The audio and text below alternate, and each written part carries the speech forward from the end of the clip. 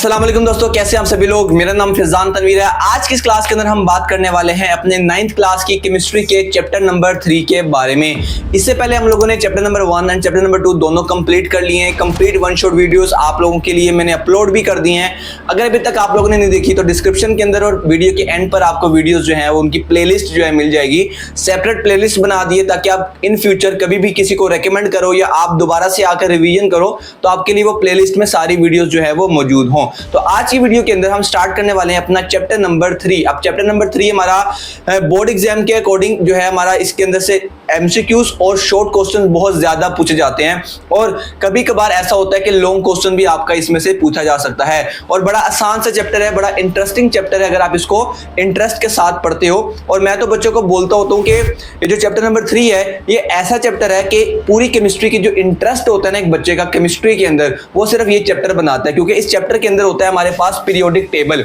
अब periodic table आप लोगों की बुक में पेज नंबर 48 पर बना हुआ है, तो मैं बार बार आपसे पढ़ाते हुए बोलूंगा कि आप लोग जो अपनी बुक के पेज नंबर 48 पर जाओ। तो आप लोगों ने एक उंगली जो है अपने पेज नंबर 48 पर रखनी है जहां पर आपका पीरियोडिक टेबल जो है वो बना हुआ है, क्योंकि हम बहुत सारी चीजें पीरियोडिक टेबल को देखकर कर रहे होंगे। तो हमारे जो चैप्टर है उसका नाम है periodic table and periodicity of properties. अब पीरियोडिक टेबल तो मैंने आपको बताया पेज नंबर 48 के ऊपर आपका एक टेबल बना हुआ है, वो आपका पीरियोडिक टेबल है। पीरियोडिक टेबल क्या होता है हमारे पास? पीरियोडिक टेबल होता है हमारे पास ऐसा टेबल जिसके अंदर तमाम एलिमेंट्स जो है वो अरेंज करके रखे गए हैं। ठीक है, हमारे पास टोटल जो है वो आज तक कितने एलिमेंट डिस्कवर हो चुके हैं? टोटल 118 एलिमेंट जो है हमारे पास जो है इस टाइम मौजूद है पूरी दुनिया के अंदर। तो 118 एलिमेंट्स को पीरियोडिक टेबल में अरेंज करके रखा गया है ताकि अगर किसी को कोई भी एलिमेंट की जरूरत है वो उसका जो है पीरियोडिक टेबल में उसको फाइंड कर सके। उसके जितनी प्रॉपर्टीज होती हैं एक एलिमेंट की वो सारी उसको वहां पे मिल जाती है, लाइक एटॉमिक नंबर, उसका मास नंबर, उसकी इलेक्ट्रॉनिक कॉन्फ़िगरेशन, उसके वैलेंस शेल में इलेक्ट्रॉन्स और उनकी जो हमारे पास कि वो किस ब्लॉक के एलिमेंट्स हैं और सारी चीजें, बहुत कुछ होता है जो कि हमें जस्ट पीरियोडिक टेबल देखकर जो है वो पता चल जाता है। सो ये हमारा होता है पीरियोडिक टेबल। इसके बाद अगला हमारा पॉइंट है पीरियोडिसिटी ऑफ प्रॉपर्टीज। अब ये जो पीरियोडिक टेबल है ये ऐसे ही नहीं बन गया, बल्कि इसके पीछे एक बहुत ही कमाल की जो है वो साइंस और बहुत ही कमाल की जो नॉलेज है वो छुपी हुई है। क्योंकि पीरियोडिक टेबल में हमारे पास जो एलिमेंट्स होते हैं वो इस तरह अरेंज किए जाते हैं कि हर एक खास टाइम के बाद उनकी प्रॉपर्टीज रिपीट होती हैं। जैसा कि अगर हम यहाँ पे बात करते हैं तो अगर यहाँ पे आप अपने पेज नंबर जो 48 है अगर आप उस बुक को ओपन करो तो हमारे पास आता है सबसे पहले यहाँ पर जो एलिमेंट आता है उसको बोलते हैं हाइड्रोजन। अब हाइड्रोजन के बाद जो दूसरा एलिमेंट आता है वो आता है हमारे पास फर्स्ट हाइड्रोजन हमारे पास एलिमेंट होता है, दूसरा जो एलिमेंट होता है वो होता है हमारे पास हीलियम। अब हीलियम के बाद जो नेक्स्ट एलिमेंट आता है हाइड्रोजन के नीचे वो कहलाता है लिथियम। और इसी तरह फिर आगे चलेंगे, लिथियम के बाद बेरिलियम, उसके बाद boron, carbon, nitrogen, oxygen, fluorine, neon. तो यहाँ पे जो इसके सेकंड पीरियड के जो लास्ट पे आता है वो आता है नियोन। अब नियोन के बाद जो नेक्स्ट एलिमेंट आता है वो आता है सोडियम। अब देखो कि जब एक पूरी लाइन कंप्लीट होकर एक नया एलिमेंट आता है तो वो पहले वाले ग्रुप के नीचे आता जाता है और इन सब एलिमेंट्स की जो प्रॉपर्टीज है वो रिपीट होती हैं। जैसा कि क्योंकि ये सारे फर्स्ट ग्रुप के एलिमेंट्स हैं तो इन सारे एलिमेंट्स के वैलेंस शेल के अंदर जो है वो एक एक इलेक्ट्रॉन होता है और इन सब के जो इलेक्ट्रॉन्स हैं वो एस जो हमारा सबशेल होता है उसके अंदर जो है वो आ रहे होते हैं। यानी कि हर एक खास टाइम के बाद इनकी प्रॉपर्टीज रिपीट होती हैं। तो हमारे पास पीरियोडिसिटी का जो है वो यही मतलब होता है। अगर मैं आपको वैसे यहाँ पे लिख दूं तो पीरियोडिसिटी का मतलब होता है हमारे पास रेपिटेशन। कि यहाँ पर क्या आती है? रेपिटेशन आती है प्रॉपर्टीज के अंदर। अभी वो कैसे आती है, किस किस किस्म की प्रॉपर्टीज होती है, सारा कुछ हम डिस्कस करेंगे इस चैप्टर के अंदर। तो चैप्टर बड़ा ही मजेदार सा है, तो स्टार्ट करते हैं। अब सबसे पहले हमारे पास स्टार्टिंग में जब एलिमेंट डिस्कवर इतने ज्यादा नहीं हुए थे तो इस तरह का पीरियोडिक टेबल हमारे पास नहीं होता था। ये तो बहुत टाइम बाद 20th सेंचुरी के अंदर जो है वो बना है।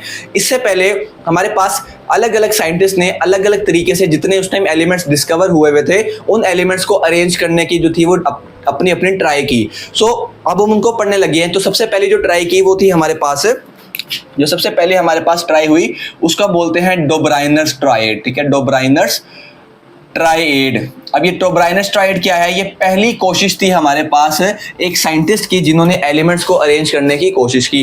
अब जो डोब्राइनर्स ट्राइड है वो क्या है हमारे पास?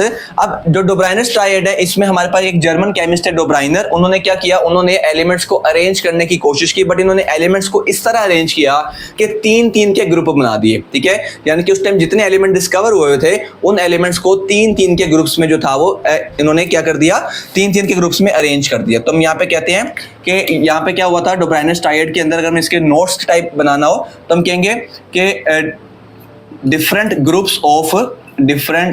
ग्रुप ऑफ 3 एलिमेंट्स, ठीक है जी। 3 एलिमेंट जो थे वो क्या किए, उसने अरेंज किए, 3 एलिमेंट्स का ग्रुप जो था वो बनाया। अब वो ग्रुप ऐसे नहीं बस कि उनके दिमाग में आया उन्होंने वो ग्रुप बना दिया, नहीं, उन्होंने ग्रुप इस तरह का बनाया कि जैसे मैं आपको यहाँ पर बताता हूँ कि उन्होंने इस तरह का एक ग्रुप बनाया। मैं कहता हूँ ये हमारे पास 3 एलिमेंट्स का जो है वो ग्रुप है। उन्होंने इस तरह का ग्रुप बनाया कि जो ये पहला एलिमेंट है और जो ये लास्ट एलिमेंट है, इनके जो एटॉमिक मैसेज होते हैं, जब उनकी एवरेज ली जाती है तो वो सेंटर वाले का जो है वो मैस बनते हैं। जैसे हम एग्जाम्पल करते हैं, एक हम डोब्राइनस ट्रायड की एग्जाम्पल करते हैं, तो हमारे पास एक है बेरियम और एक है हमारे पास यहाँ पर कैल्शियम। अब बेरियम और कैल्शियम, बेरियम का जो एटॉमिक नंबर होता है, एटॉमिक मास होता है, वो होता है हमारे पास 137, जबकि जो कैल्शियम होता है इसका एटॉमिक मास होता है हमारे पास 40। अब हम जब बेरियम और कैल्शियम इन दोनों के एवरेज लेते हैं, ठीक है, यानी कि ये बनेगा हमारे पास 137 प्लस 40 डिवाइडेड बाय 2। जब इनको सोल्व करते हैं तो ये ऑलमोस्ट 88 पर आता है, ठीक है। तो जो 88 है वो हमारे पास यहाँ पर जो एलिमेंट बनता है वो बनता है स्ट्रोंशियम, क्योंकि स्ट्रोंशियम के जो वैलेंस जो हमारे पास एटॉमिक मास है वो क्या होता है 88। तो ये हमारे पास एक ट्रायड की एग्जांपल बनी कि पहला और जो लास्ट एलिमेंट है उसके एटॉमिक मैसेज की जब हम एवरेज लेते हैं तो वो मिडल वाले एलिमेंट की एटॉमिक मास बनता है। तो इस तरह के जो एलिमेंट्स को अरेंज किया किसने, डोब्राइनर्स ने, ठीक है जी, और उसको क्या नाम दिया, डोब्राइनस ट्रायड का। अब इसके काम में कुछ लिमिटेशंस थी। अब वो लिमिटेशंस क्या थी कि सबसे पहली बात तो बहुत सारे एलिमेंट्स जो हैं वो इस तरह अरेंज नहीं हो सकते, क्योंकि इस तरह ग्रुप बनाना और उसमें ये पॉसिबिलिटी देखना कि पहले और आखिरी एलिमेंट के एवरेज ले तो सेंटर वाले का बने, ये बहुत डिफिकल्ट है। तो इसको इतना ज्यादा पॉपुलैरिटी नहीं मिली क्योंकि इसमें बहुत कम एलिमेंट्स थे जो कि क्या हो सकते थे, अरेंज हो सकते थे, ठीक है। तो इस प्रॉब्लम को हल करने के लिए एक और साइंटिस्ट मैदान में आए आफ्टर सम टाइम, ठीक है। तो अब हम उनके बारे में पढ़ने लगे। तो हमारे पास जो नेक्स्ट हमारे पास पॉइंट बनता है वो बनता है न्यूलैंड्स ऑक्टेव, ठीक है, जिसका क्या नाम है हमारे पास, न्यूलैंड्स ऑक्टेव।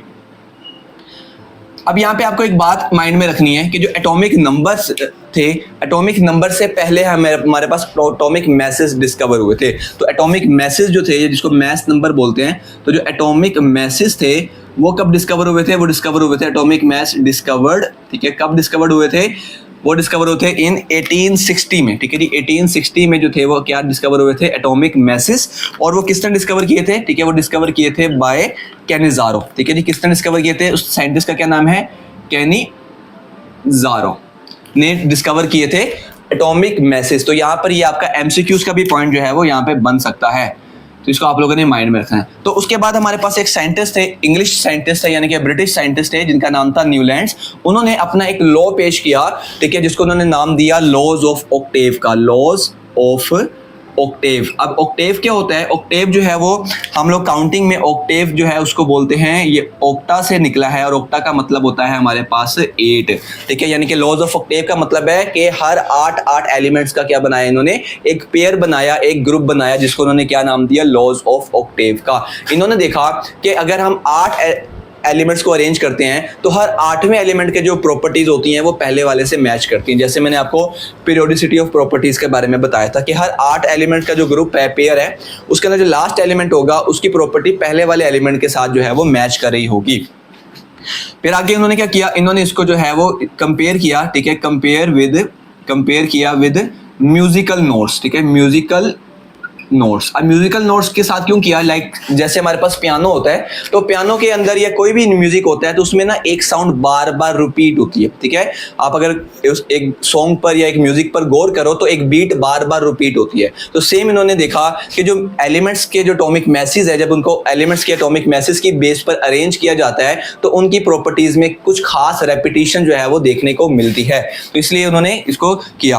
अब यहाँ पे भी इनकी कुछ लिमिटेशंस थी। अब वो लिमिटेशंस क्या थी कि अगेन इस तरह बहुत सारे एलिमेंट जो थे वो अरेंज नहीं हो सकते थे, क्योंकि उस टाइम तक जो था वो इतने ज्यादा एलिमेंट जो थे डिस्कवर नहीं हुए थे। सेकेंडली ये कि इन्होंने आइसोटोप्स के जो थी वो जगह जो थी वो नहीं बचाई। इसके अलावा इस टाइम तक नोबल गैसेज भी जो थी वो डिस्कवर नहीं हुई थी, यानी कि बहुत सारी ऐसी चीजें थी जो अभी तक अनडिस्कवर्ड थी। तो इस तरह बहुत सारे एलिमेंट जो थे यहाँ पे अरेंज नहीं हो सकते थे। तो जिस वजह से इनकी भी जो ये लॉ न्यूलैंड्स ऑक्टेव था ये बाद में गलत कर दिया गया, इसको जो था वो बिल्कुल खत्म कर दिया गया। इसके बाद एक थर्ड साइंटिस्ट आए जिनका नाम था मेंडलीव। उन्होंने अब अपना एक नेक्स्ट पीरियोडिक टेबल दिया और वो आज के पीरियोडिक टेबल से जो है वो काफी ज्यादा मैच करता है, काफी ज्यादा जो है वो एक जैसा लगता है। अब हम उसको जो है वो पढ़ने लगे। तो बच्चों इसके बाद जो था वो मेंडलीव जो थे वो रशियन केमिस्ट थे जो कि मैदान में आए और उन्होंने एलिमेंट्स को अरेंज करने की कोशिश की। जिस टाइम ये एलिमेंट्स को अरेंज कर रहे थे उस टाइम तक सिर्फ जो थे वो 63 एलिमेंट जो थे वो नोन थे, ठीक है, यानी कि 63 एलिमेंट्स उस टाइम तक जो थे वो क्या हो चुके थे, डिस्कवर हो चुके थे। 63 एलिमेंट्स आर डिस्कवर्ड। तो इन्होंने क्या किया, इन्होंने अपनी कोशिशें स्टार्ट की एलिमेंट्स को अरेंज करने की। इन्होंने भी क्या किया, न्यूलैंड ऑक्टेव की तरह एटॉमिक मैसेस की बेस पर, ठीक है, एटॉमिक मैस की बेस पर जो था वो एलिमेंट्स को क्या करना स्टार्ट किया, अरेंज करना स्टार्ट किया।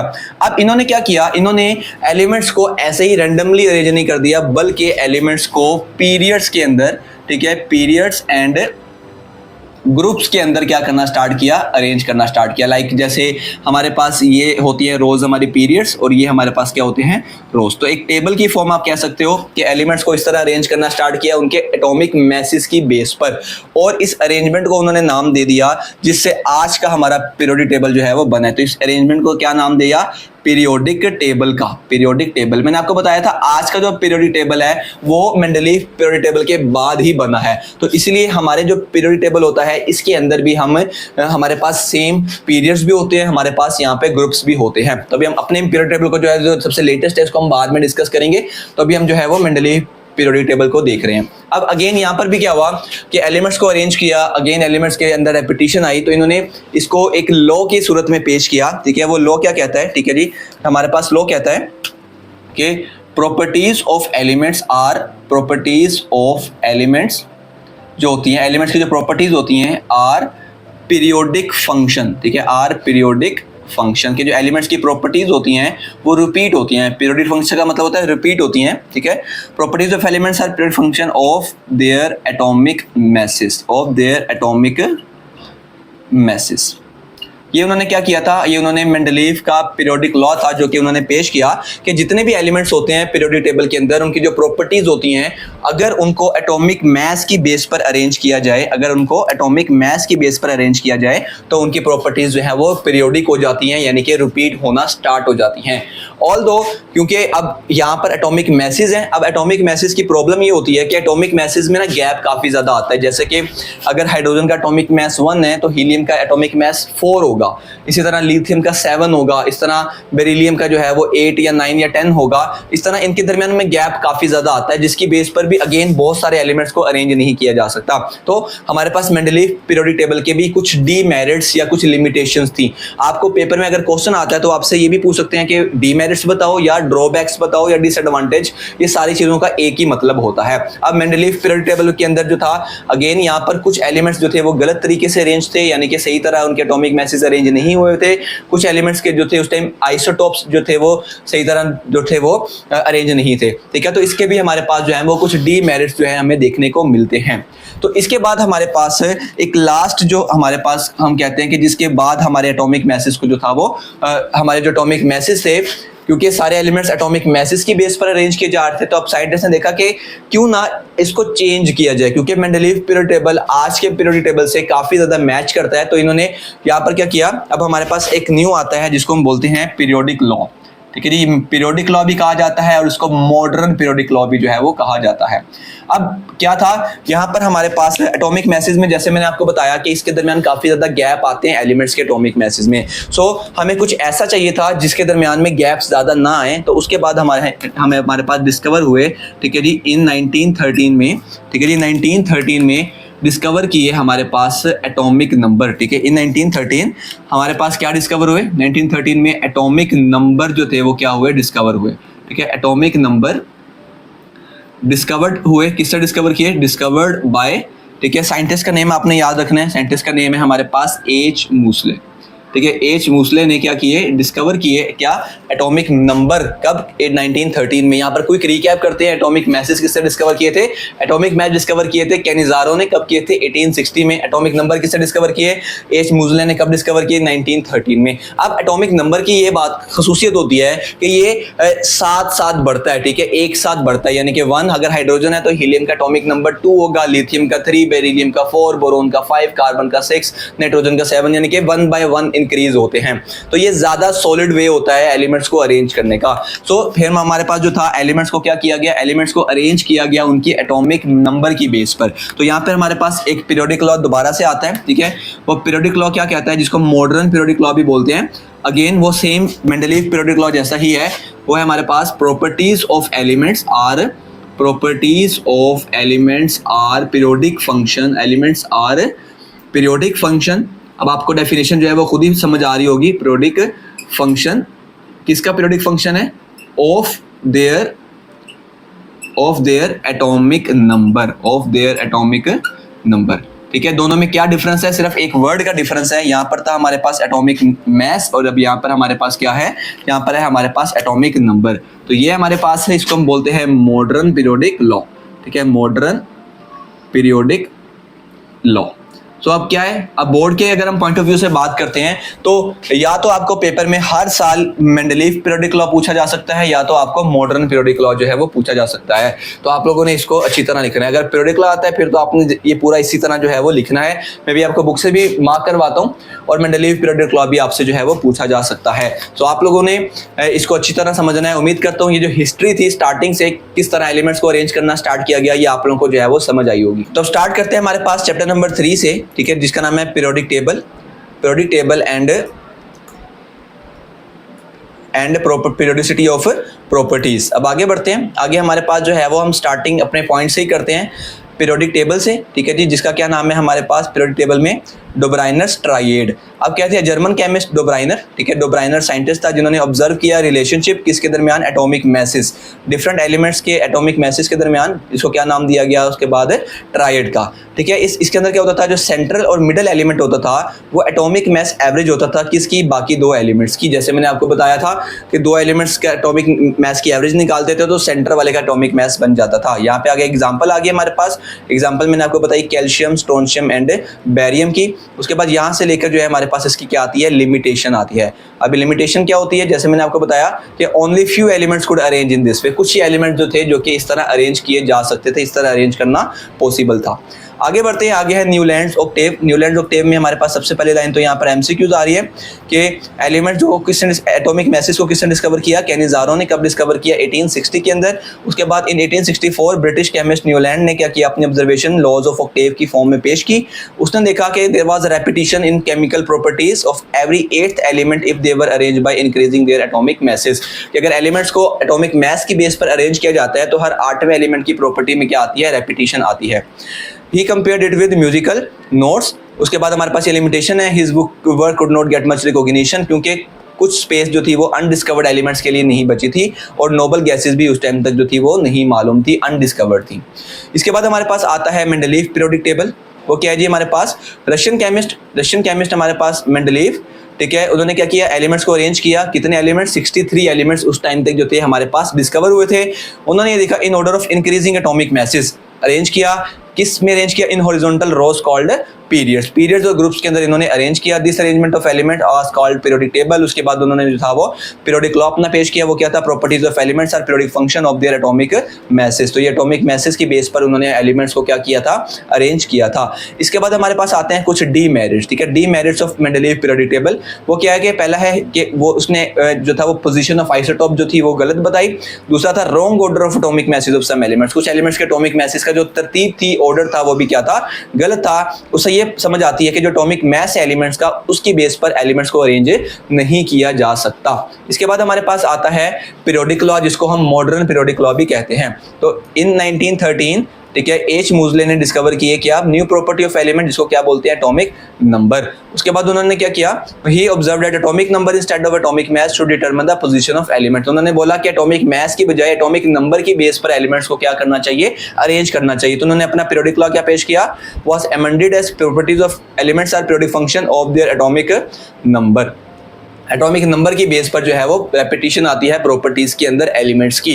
और एटॉमिक नंबर होता क्या है, ये हमने चैप्टर नंबर 1 के अंदर बहुत डिटेल से डिस्कस किया। एटॉमिक नंबर भी पढ़ा था, एटॉमिक मास भी पढ़ा था। तो आप लोग वहां जाके उसको लाजमी से वॉच कर सकते हैं अगर आपने अभी तक नहीं किया। अब हम आगे बढ़ने लगे हैं। अब आगे आप लोगों ने एक चीज़ माइंड में रखनी है, हमने ये जो मॉडर्न पीरियोडिक लॉ है ना, ये आप लोगों ने खुद करना है, ठीक है। ये आप लोगों ने खुद करना है, ये मैं आपको नहीं करवाऊंगा, ठीक है। ये सिंपल सा है, ठीक है, सिंपल रीडिंग है, इसके अंदर से कोई क्वेश्चन भी नहीं आता और कोई इतना इंपॉर्टेंट नहीं है, क्योंकि हम जब इसको प्रैक्टिकली यहाँ पर समझेंगे तो आपको सारी चीज़ें क्लियर हो जाएंगी। अब हम मूव करेंगे अपने long form of periodic table के ऊपर, ठीक है, क्योंकि ये हमारा as a important long question भी आपका कंसीडर हो सकता है, ठीक है, लॉन्ग क्वेश्चन में भी आ सकता है और इसके अंदर मल्टीपल शॉर्ट क्वेश्चन जो हैं वो भी बन सकते हैं। नाउ बच्चों हम स्टार्ट करने वाले हैं अपना टॉपिक जिसका नाम है long form of periodic table. अब long form of periodic table जो है वो बेसिकली हमारा ये मॉडर्न पीरियोडिक टेबल ही कहलाता है। अब हम देखने वाले हैं कि ये पीरियोडिक टेबल कैसे बनता है, इसके अंदर क्या क्या चीज़ें जो है वो इंक्लूड होती हैं।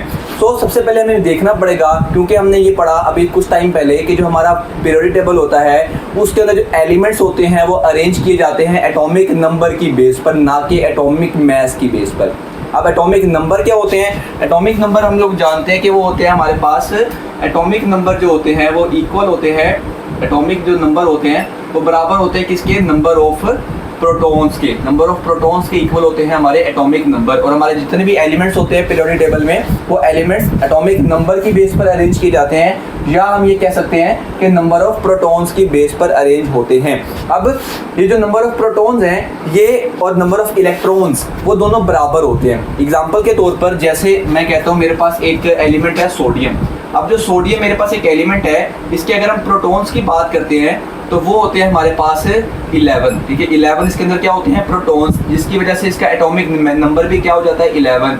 और इसके जो नंबर ऑफ इलेक्ट्रॉन्स होते हैं वो भी कितने होते हैं? वो भी होते हैं हमारे पास 11। तो एटॉमिक नंबर जो है वो नंबर ऑफ प्रोटॉन्स के बराबर होता है, नंबर ऑफ प्रोटॉन्स जो है वो नंबर ऑफ इलेक्ट्रॉन्स के बराबर होते हैं, और वो दोनों क्या होते हैं? हमारे पास सेम होते हैं। ये तो थी चैप्टर नंबर 1 की बातें, एटॉमिक नंबर क्या होता है, अच्छा ये होता है, ये सारा कुछ ये तो हमने चीज़ें पढ़ी हुई हैं। बट अब क्योंकि हम अपना पीरियोडिक टेबल या long form of periodic table को डिस्कस करने वाले हैं, तो इसके अंदर हमारे पास क्या होता है कि जब एलिमेंट्स को अरेंज किया जाता है उनके एटॉमिक नंबर की बेस पर, तो होता क्या है बेसिकली, अगर हम एलिमेंट्स की ड्रॉ करते हैं इलेक्ट्रॉनिक कॉन्फ़िगरेशन, तो इनकी जो इलेक्ट्रॉनिक कॉन्फ़िगरेशन होती है जब एलिमेंट्स अरेंज होते हैं तो कुछ टाइम के बाद इनकी प्रॉपर्टीज सेम हो जाती हैं। जैसे अगर मैं एग्जांपल लेता हूं तो लिथियम है मेरे पास, लिथियम की अगर मैं इलेक्ट्रॉनिक कॉन्फ़िगरेशन करता हूं ये बनती है मेरे पास 1s2 और 2s1। और अगर मैं यहाँ पे सोडियम की इलेक्ट्रॉनिक कॉन्फ़िगरेशन करता हूँ तो ये बनती है 1s2 2s2 2p6 और 3s1। अब आपको इन दोनों में से क्या चीज़ें सेम नज़र आ रही हैं? तो अब यहाँ पे देखो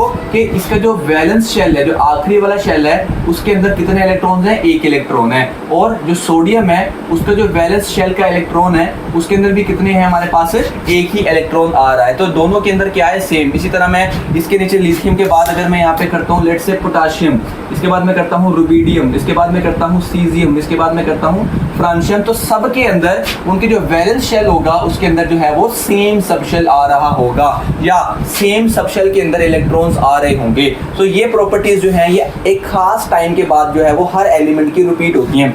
और अगर मैं सेकंड ग्रुप की बात करूंगा तो सेकंड ग्रुप के भी सेम एलिमेंट्स के सारे वैलेंस शेल के अंदर 2s2 मतलब s के अंदर जो है वो 2 इलेक्ट्रॉन्स आ रहे होंगे। तो ये प्रॉपर्टीज जो है इसको हम बोलते हैं पीरियोडिसिटी। इस प्रॉपर्टी को हम क्या बोलते हैं? इस प्रॉपर्टी को कहा जाता है पीरियोडिसिटी। अब पीरियोडिसिटी का मतलब क्या होता है, जो कि हमारे चैप्टर का नेम भी था। पीरियोडिसिटी का मतलब होता है हमारे पास रेपिटेशन ऑफ प्रॉपर्टीज। क्या होते हैं? Repetition of properties, repetition of properties after regular interval, after regular interval. Interval का मतलब होता है एक खास टाइम के बाद। तो एक खास टाइम के बाद जो हमारे पास एलिमेंट्स होते हैं उनकी जो हमारे पास इलेक्ट्रॉनिक कॉन्फ़िगरेशन होती है वो क्या हो जाती है? सेम हो जाती है। या मैं सिंपल अल्फाज में बोलूँ तो उनके वैलेंस शेल में जो है वो सेम इलेक्ट्रॉन्स हमारे पास आते हैं। और ये कब आते हैं? जब एलिमेंट्स को उनके एटॉमिक नंबर की बेस पर जो है वो अरेंज किया जाता है।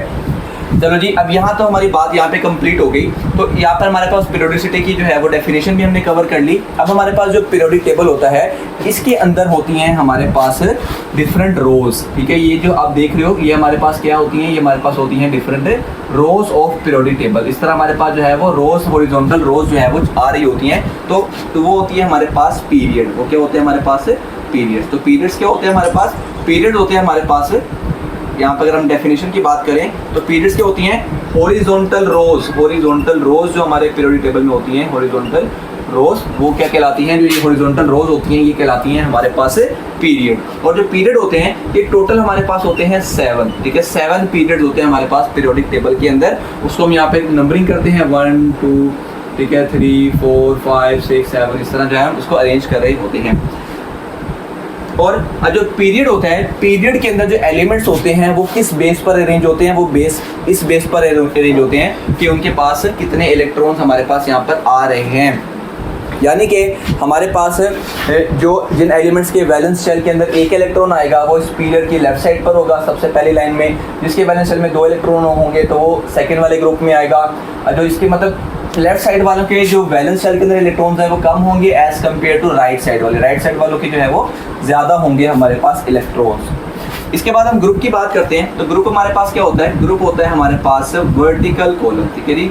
ये पीरियड्स थी हॉरिजॉन्टल रोज, और ग्रुप्स होते हैं हमारे पास vertical columns in periodic table, ठीक है जी, vertical columns of periodic table, और ये टोटल होते हैं हमारे पास 18, ठीक है। यानी कि अगर हम यहाँ पे बात करते हैं तो ये मेरे पास जो है वो क्या होता है, एक पूरा ग्रुप होता है, ठीक है जी। ये फर्स्ट ग्रुप है, इसके बाद ये मेरे पास सेकंड है, उसके बाद इस तरह थर्ड, फोर्थ, फिफ्थ, सिक्स्थ, ऐसे करते करते हमारे पास जो है वो क्या होते हैं, डिफरेंट ग्रुप्स होते हैं हमारे पीरियोडिक टेबल के अंदर। और टोटल कितने ग्रुप्स होते हैं, टोटल हमारे पास जो है वो 18 ग्रुप्स हमारे पास पीरियोडिक टेबल के अंदर होते हैं। 1 2 से लेकर कहाँ तक जाते हैं, टोटल 18 तक जाते हैं। और अब ग्रुप्स की खास बात ये होती है कि ग्रुप्स के अंदर एक ग्रुप में आने वाले जितने एलिमेंट्स हैं, जैसे मैंने ये सारे एलिमेंट्स लिखे हैं, ये है फर्स्ट ग्रुप के एलिमेंट्स, इन सब की प्रॉपर्टीज़ क्या होंगी, सेम होंगी, जबकि पीरियड में जो प्रॉपर्टीज़ होती हैं वो सेम नहीं होती, ठीक है जी। तो ग्रुप के अंदर क्या होता है, इनकी प्रॉपर्टीज़ भी जो है वो सेम होती हैं, इसको हम आगे जो है वो फर्दर भी डिस्कस करने वाले हैं। तो अब इसको ज़रा हम अपने बुक से देखते हैं इस टॉपिक को, उसके बाद हम बाकी चीज़ों की तरफ जो है वो आएंगे। तो हमारे पास है long form of periodic table. तो क्या है हमारे पास कि जो सिग्निफिकेंस है एटॉमिक नंबर की अरेंजमेंट ऑफ एलिमेंट्स में मॉडर्न पीरियोडिक टेबल में, वो किस बेस पर लाई करती है, वो लाई करती है इलेक्ट्रॉनिक कॉन्फ़िगरेशन की बेस पर। और जो इलेक्ट्रॉनिक कॉन्फ़िगरेशन होती है वो एटॉमिक नंबर की वजह से आती है। चैप्टर नंबर 2 के अंदर हमने इलेक्ट्रॉनिक कॉन्फ़िगरेशन के पूरे कॉन्सेप्ट को बहुत ही अच्छी तरह सीखा है, बहुत अच्छी तरह उसको मैंने आपको सिखाया है। तो आप लोगों ने अगर नहीं देखा तो आप वहाँ से वो पॉइंट जो है वो पिकअप कर सकते हो। अच्छा जी, आगे हमारे पास है पीरियोडिसिटी की डेफिनेशन, यहाँ पे छोटी सी करके लिखी हुई है, repetition of properties after regular interval क्या कहलाती है, हमारे पास पीरियोडिसिटी कहलाती है। और तो हमारे पास जो है वो the arrangement of elements based on electronic configuration created long form of periodic table. तो एलिमेंट्स को क्योंकि उनकी एटॉमिक नंबर की बेस पर अरेंज किया गया, एटॉमिक नंबर की बेस पर इलेक्ट्रॉनिक कॉन्फ़िगरेशन आती है, तो मैं ये कह सकता हूँ कि इलेक्ट्रॉनिक कॉन्फ़िगरेशन की बेस पर मेरे सारे एलिमेंट्स को जो अरेंज किया गया है उसको हम बोलते हैं हमारा long form of periodic table. अब जो हमारे पास long form of periodic table है, इसके अंदर क्या क्या मजीद चीज़ें आती हैं। तो फर्स्ट ऑफ ऑल है हॉरिजॉन्टल रो ऑफ एलिमेंट्स, जो है वो क्या कहलाती है, पीरियड्स कहलाते हैं। The elements in period have continuously increasing atomic number. एक पीरियड के अंदर हर एक अगले एलिमेंट का जो एटॉमिक नंबर है वो पहले वाले से ज़्यादा होता जाएगा, कॉन्टिन्यूसली इंक्रीज होते जाएंगे। As a result, properties of elements in a period are continuously changing. Number of valence shell electron decide the position of an element in a periodic table. ठीक है, जितने एक एलिमेंट के वैलेंस शेल में electron होंगे वो उसकी position को डिसाइड कर रहा होगा। एग्जांपल देखो, एलिमेंट जिसके वैलेंस शेल में एक इलेक्ट्रॉन है तो वो जो है वो लेफ्ट साइड पर आएगा।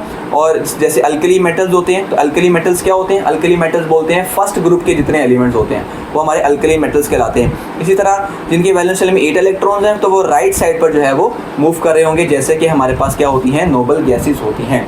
तो अगर हम यहाँ पर देखें, इसको हम वैसे पीरियोडिक टेबल में भी आगे देखेंगे, तो मैं आपको डिटेल में समझाऊंगा कि अल्कली मेटल्स क्या होते हैं, नोबल गैसेस क्या होती हैं, बड़ा इंटरेस्टिंग सा कॉन्सेप्ट है।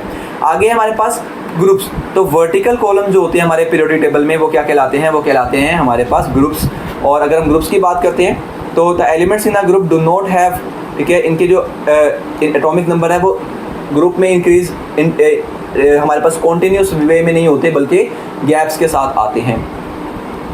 तो आगे बढ़ते हैं, आगे हमारे पास है salient features of long form of periodic table. ठीक है, अच्छा यहाँ पर एक चीज़ आपने माइंड में रखनी है, यहाँ पे ये वाला पॉइंट कि जो ग्रुप्स होते हैं उनकी इलेक्ट्रॉनिक कॉन्फ़िगरेशन क्या होती है, सेम होती है। जैसे मैंने आपको बताया था हाइड्रोजन, लिथियम, सोडियम, इन सब की जो इलेक्ट्रॉनिक कॉन्फ़िगरेशन है वो क्या होगी, सेम, क्योंकि ये एक ही ग्रुप के सारे क्या हैं, एलिमेंट्स हैं।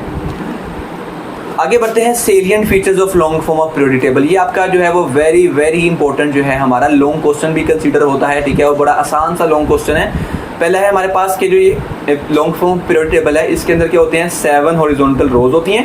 7 हॉरिजॉन्टल रोज को हम क्या बोलते हैं, पीरियड्स बोलते हैं। सेकंड क्या है हमारे पास कि जो पहला पीरियड होता है उसमें कितने एलिमेंट्स होते हैं, 2। सेकंड और थर्ड पीरियड में कितने एलिमेंट्स होते हैं, 8 एलिमेंट होते हैं। फोर्थ एंड फिफ्थ पीरियड में कितने एलिमेंट्स होते हैं? 18 एलिमेंट्स होते हैं। सिक्स्थ पीरियड में 32 एलिमेंट्स होते हैं और सेवन्थ पीरियड में कितने एलिमेंट्स होते हैं? यहाँ पर गलती हुई है, यहाँ पे भी आएगा 32, ठीक है, 32 एलिमेंट्स होते हैं। और ये क्या होता है? इनकम्प्लीट, यानी कि अभी भी कुछ ऐसा हो सकता है इन फ्यूचर कि बहुत सारे और एलिमेंट्स भी डिस्कवर हो, तो वो सेवन्थ पीरियड के अंदर जो है वो जाएंगे। तो elements of period show different properties, ये आपका एमसीक्यूज का भी पॉइंट है, ठीक है, एमसीक्यूज का पॉइंट है कि जो पीरियड होते हैं उनमें जो प्रॉपर्टीज होती हैं वो क्या होती हैं? डिफरेंट होती हैं। इसके बाद ग्रुप की बात करते हैं तो देयर आर 18 वर्टिकल कॉलम्स हमारे पीरियोडिक टेबल में, जो कि 1 से लेकर 18 तक होते हैं। लेफ्ट टू राइट वो क्या कहलाते हैं? ग्रुप कहलाते हैं। और ग्रुप के अंदर जो एलिमेंट्स होते हैं उनकी केमिकल प्रॉपर्टीज़ क्या होती हैं? एक जैसी होती है, क्योंकि उनके एटॉमिक, उनके इलेक्ट्रॉनिक कॉन्फ़िगरेशन जो है वो एक जैसी होती है, उनके वैलेंस शेल में इलेक्ट्रॉन एक जैसे होते हैं, इसकी वजह से उनकी केमिकल प्रॉपर्टीज़ भी सेम होती हैं। लास्ट है, एलिमेंट्स को क्लासीफाई किया गया है 4 ब्लॉक्स के अंदर depending upon the type of subshell, उस सबशेल की बेस पर जिसके पास आखिरी इलेक्ट्रॉन आ रहा है, ठीक है। इसको भी हम जो है वो देखने वाले हैं। तो यहाँ पे हम देखें तो जो लिथियम था उसके वैलेंस शेल में जो सबशेल है हमारा S है, और सोडियम में भी क्या है? S है। तो ये दोनों एलिमेंट्स हैं, ये है हमारे S ब्लॉक के एलिमेंट्स। तो क्या किया गया है? जिस तरह मेरा P ब्लॉक होगा तो P ब्लॉक के किसी भी एलिमेंट की इलेक्ट्रॉनिक कॉन्फ़िगरेशन करूँगा तो उसका जो सबसे लास्ट जो मेरे पास शेल होगा वो मेरे पास P सबशेल होगा, ठीक है। तो उसको उसमें अरेंज कर दिया गया, ठीक है। जैसे हमारे यहाँ पर ब्लॉक्स बने होते हैं, अगर हम DHA जाते हैं या बहरिया जाते हैं या लेक सिटी जाते हैं तो वहाँ पर क्या होता है? डिफरेंट ब्लॉक्स बने होते हैं। तो जो उस ब्लॉक के अंदर घर होगा वो उस ब्लॉक से पहचाना जाता है। सेम ऐसे ही जो मेरा F ब्लॉक होगा, D ब्लॉक होगा, क्योंकि इस सारे जो D ब्लॉक के एलिमेंट्स हैं, इन सब एलिमेंट्स की इलेक्ट्रॉनिक कॉन्फ़िगरेशन में जो वैलेंस शेल में सबशेल आता है वो D होता है, ठीक है जी। तो इस तरह इनको क्या किया जाता है? अरेंज किया जाता है। आगे बढ़ते हैं। आगे हमारे पास जो है वो ये थोड़ा सा ख़राब हुआ है, ठीक है, मेरी PDF में थोड़ी सी प्रॉब्लम है यहाँ पर। तो यहाँ पे हम देख रहे हैं, आप अपना पेज नंबर अगर 48 निकालो तो आपको यहाँ पे पीरियोडिक टेबल जो है यहाँ पर मिल रहा होगा। अब पीरियोडिक टेबल में जो ये फर्स्ट वाली सारी साइड होगी, ठीक है, ये हमारे होती है अल्कली मेटल्स। इसको हम क्या बोलते हैं? अल्कली मेटल्स बोलते हैं, ठीक है। फर्स्ट ग्रुप को क्या बोलते हैं? अल्कली मेटल्स बोलते हैं। जो मेरे पास लास्ट ग्रुप है इसको बोलते हैं नोबल गैसेस। इसको क्या बोला जाता है? नोबल गैसेस बोला जाता है। और इसके बाद हम यहाँ पर अगर देखें तो ये जो एटॉमिक नंबर 56 है, 56 के बाद ये स्टार लगा हुआ है, तो इसका मतलब है इस स्टार के अंदर जो है वो ये वाला सारा जो है रो आएगी, और ये डबल स्टार के अंदर जो है वो ये वाली रो आएगी। अब क्योंकि ये थोड़े ज़्यादा थे जिसकी वजह से जो है इनको अलग से F ब्लॉक के अंदर लिख दिया गया। तो ये मेरा S ब्लॉक है, ये मेरा P ब्लॉक है, ये दरमियान वाला मेरा D ब्लॉक है, और ये लास्ट वाला मेरा क्या है? F ब्लॉक है। तो अब इसको जब आप नीचे देखोगे तो ये डिफरेंट कलर्स हैं। येलो कलर वाले सारे जो है मेटल्स हैं, ब्लू वाले नॉन मेटल्स हैं, ग्रीन वाले मेटलॉइड हैं, और रेड पिंक वाले क्या है? नोबल गैसेस है। इसी तरह ब्लैक, ब्लू, रेड, और ये आप लोगों ने जो है इसको अच्छी तरह पढ़ना है, देखना है। और यहाँ पे मैं आपको ये रेकमेंड करूँगा कि जब भी आप पीरियोडिक टेबल को देखा करो तो आप यहाँ पे इंटरनेट पर, यूट्यूब पर सर्च किया करो, ठीक है जी। यूट्यूब पर लिखा करो कि एलिमेंट्स इन रियल लाइफ, ठीक है। क्या लिखा करो? लिखा करो एलिमेंट्स इन रियल लाइफ। तो आपको पता चलेगा ये जो पीरियोडिक टेबल में जितने एलिमेंट्स हैं वो रियल लाइफ में कैसे दिख रहे होते हैं। तो बड़ा अच्छा लगता है, ठीक है, पढ़ने में भी जो है बड़ा आसान होता है, आपको समझ भी जो है इससे अच्छी तरह आ रही होती है। तो यहाँ पर हम देखते हैं तो हमारे पास यहाँ पे आ रहा है, ठीक है जी। ये जो पहले 2 एलिमेंट्स होते हैं, ग्रुप होते हैं, ये S ब्लॉक के अंदर आते हैं। 3 से लेकर 12 तक जो है वो D ब्लॉक में आते हैं। 13 से लेकर 18 तक P ब्लॉक में आते हैं, और ये लास्ट वाले क्या है? F ब्लॉक के एलिमेंट्स। अब जो हमारी सिलेबस है, सिलेबस में हमारा जो है वो S ब्लॉक भी हम पढ़ते हैं और P ब्लॉक भी पढ़ते हैं। D और F जो है हम लोग यहाँ पर नहीं पढ़ते। अब D ब्लॉक की आपने खास बात याद रखनी है कि जो D ब्लॉक होता है इसको बोलते हैं ट्रांजिशन मेटल्स। क्या बोलते हैं इसको? ट्रांजिशन मेटल्स कहा जाता है। आगे बढ़ते हैं। आगे हमारे पास पीरियड्स और ग्रुप के बारे में जो है वो डिटेल में बात होगी। तो यहाँ पर मैं बच्चों को ज़्यादातर क्या कहता हूँ? मैं बच्चों को कहता हूँ ये आप लोगों ने जो है वो खुद रीड करना है, क्योंकि जब आप इसको रीड करते जाओगे तो आपको इजीली समझ आएगी कि इसके अंदर क्या लिखा हुआ है। याद करने के पर्सपेक्टिव से अगर हम लोग जो है वो ये टेबल याद कर लें तो हमारा जो है वो काम हो जाएगा। अगर हमें ये टेबल आता होगा तो हमारे MCQs भी यहाँ से क्लियर हो जाएंगे, हमारे शॉर्ट क्वेश्चन भी यहाँ से क्लियर हो जाएंगे, और अगर लॉन्ग में आता है तो वो भी हम इसको अपनी अगर वर्डिंग में हेडिंग्स बनाकर लिख दें तो हम इसको कर सकते हैं। तो यहाँ पर बेसिकली बताया गया है जो पहला पीरियड है उसका क्या नाम है? Short period. उसमें एलिमेंट्स कितने होते हैं? 2, ठीक है, और उसके एटॉमिक नंबर की रेंज क्या होती है? 1 और 2। सेकंड पीरियड जो है और थर्ड पीरियड उसको क्या बोला जाता है? Normal period. उसके अंदर एलिमेंट्स कितने होते हैं? 8 और 3 से 10 और 11 से 18। तो ये टेबल आप लोगों ने जो है वो अच्छी तरह इसको अगर हम 2-3 स्टार्स लगा लें तो ये इंपॉर्टेंट टेबल है बहुत ज़्यादा। जिसको आप लोगों ने पढ़ना है। सेम यहाँ पर ग्रुप्स के अंदर भी आता है। ग्रुप के अंदर भी जो है अगर हम इसको पढ़ना स्टार्ट करें तो ये सिंपल वो है, यहाँ से बस आपने एक चीज़ याद करनी है, ये जो ग्रुप 1 के जितने एलिमेंट्स है, hydrogen, lithium, sodium, potassium, rubidium, caesium and francium, ठीक है जी, ये एलिमेंट्स आपने याद करने हैं। बाकी आप इसको जब रीड करोगे तो आपको समझ आ जाएगी। याद आप जो है वो ये वाला पॉइंट कर लो, ठीक है। अगर ये पॉइंट आपको याद होगा तो आप उसको अपनी वर्डिंग में भी लिख सकते हो। तो क्या है, जो पहला ग्रुप है उसका क्या नाम है, अल्कली मेटल्स। जो सेकंड ग्रुप है उसका क्या नाम है, अल्कलाइन अर्थ मेटल्स। 13 वाले का नाम है बोरोन फैमिली। अब इसमें 3 से लेकर 12 तक क्यों नहीं आया, क्योंकि मैंने आपको बताया कि 3 से 12 तक आपके सिलेबस में नहीं है ट्रांजिशन मेटल वाला या डी ब्लॉक वाला टॉपिक। 14 वाला जो है कार्बन फैमिली, 15 वाला nitrogen, oxygen family, halogen family and last वाले को क्या बोलते हैं, नोबल गैसेस बोलते हैं।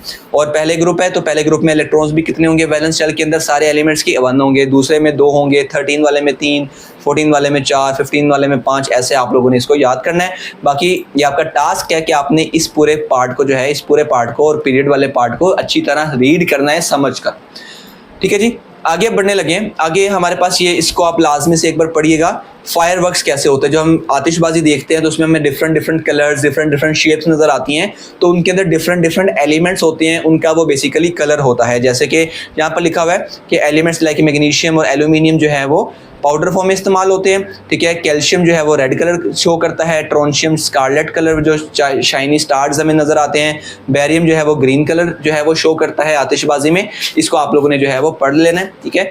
आगे अब बढ़ते हैं। आगे अब हमारे बेसिकली इस चैप्टर के इंपॉर्टेंट पॉइंट्स आ रहे हैं, लाइक हमारे लॉन्ग क्वेश्चंस आ रहे हैं, लाइक हमारे पास है एटॉमिक रेडियस, एटॉमिक साइज, ये सारी चीजें अब हम जो है वो बारी बारी डिस्कस करने लगे। तो बच्चों हम स्टार्ट करने वाले हैं अपना नेक्स्ट लॉन्ग क्वेश्चन। हमारे बोर्ड के अंदर बहुत इंपॉर्टेंट लॉन्ग क्वेश्चन आता है जिसका नाम है हमारे पास एटॉमिक रेडियस। अब एटॉमिक रेडियस जो है वो बाजुकात एटॉमिक साइज के नाम से भी पूछा जाता है।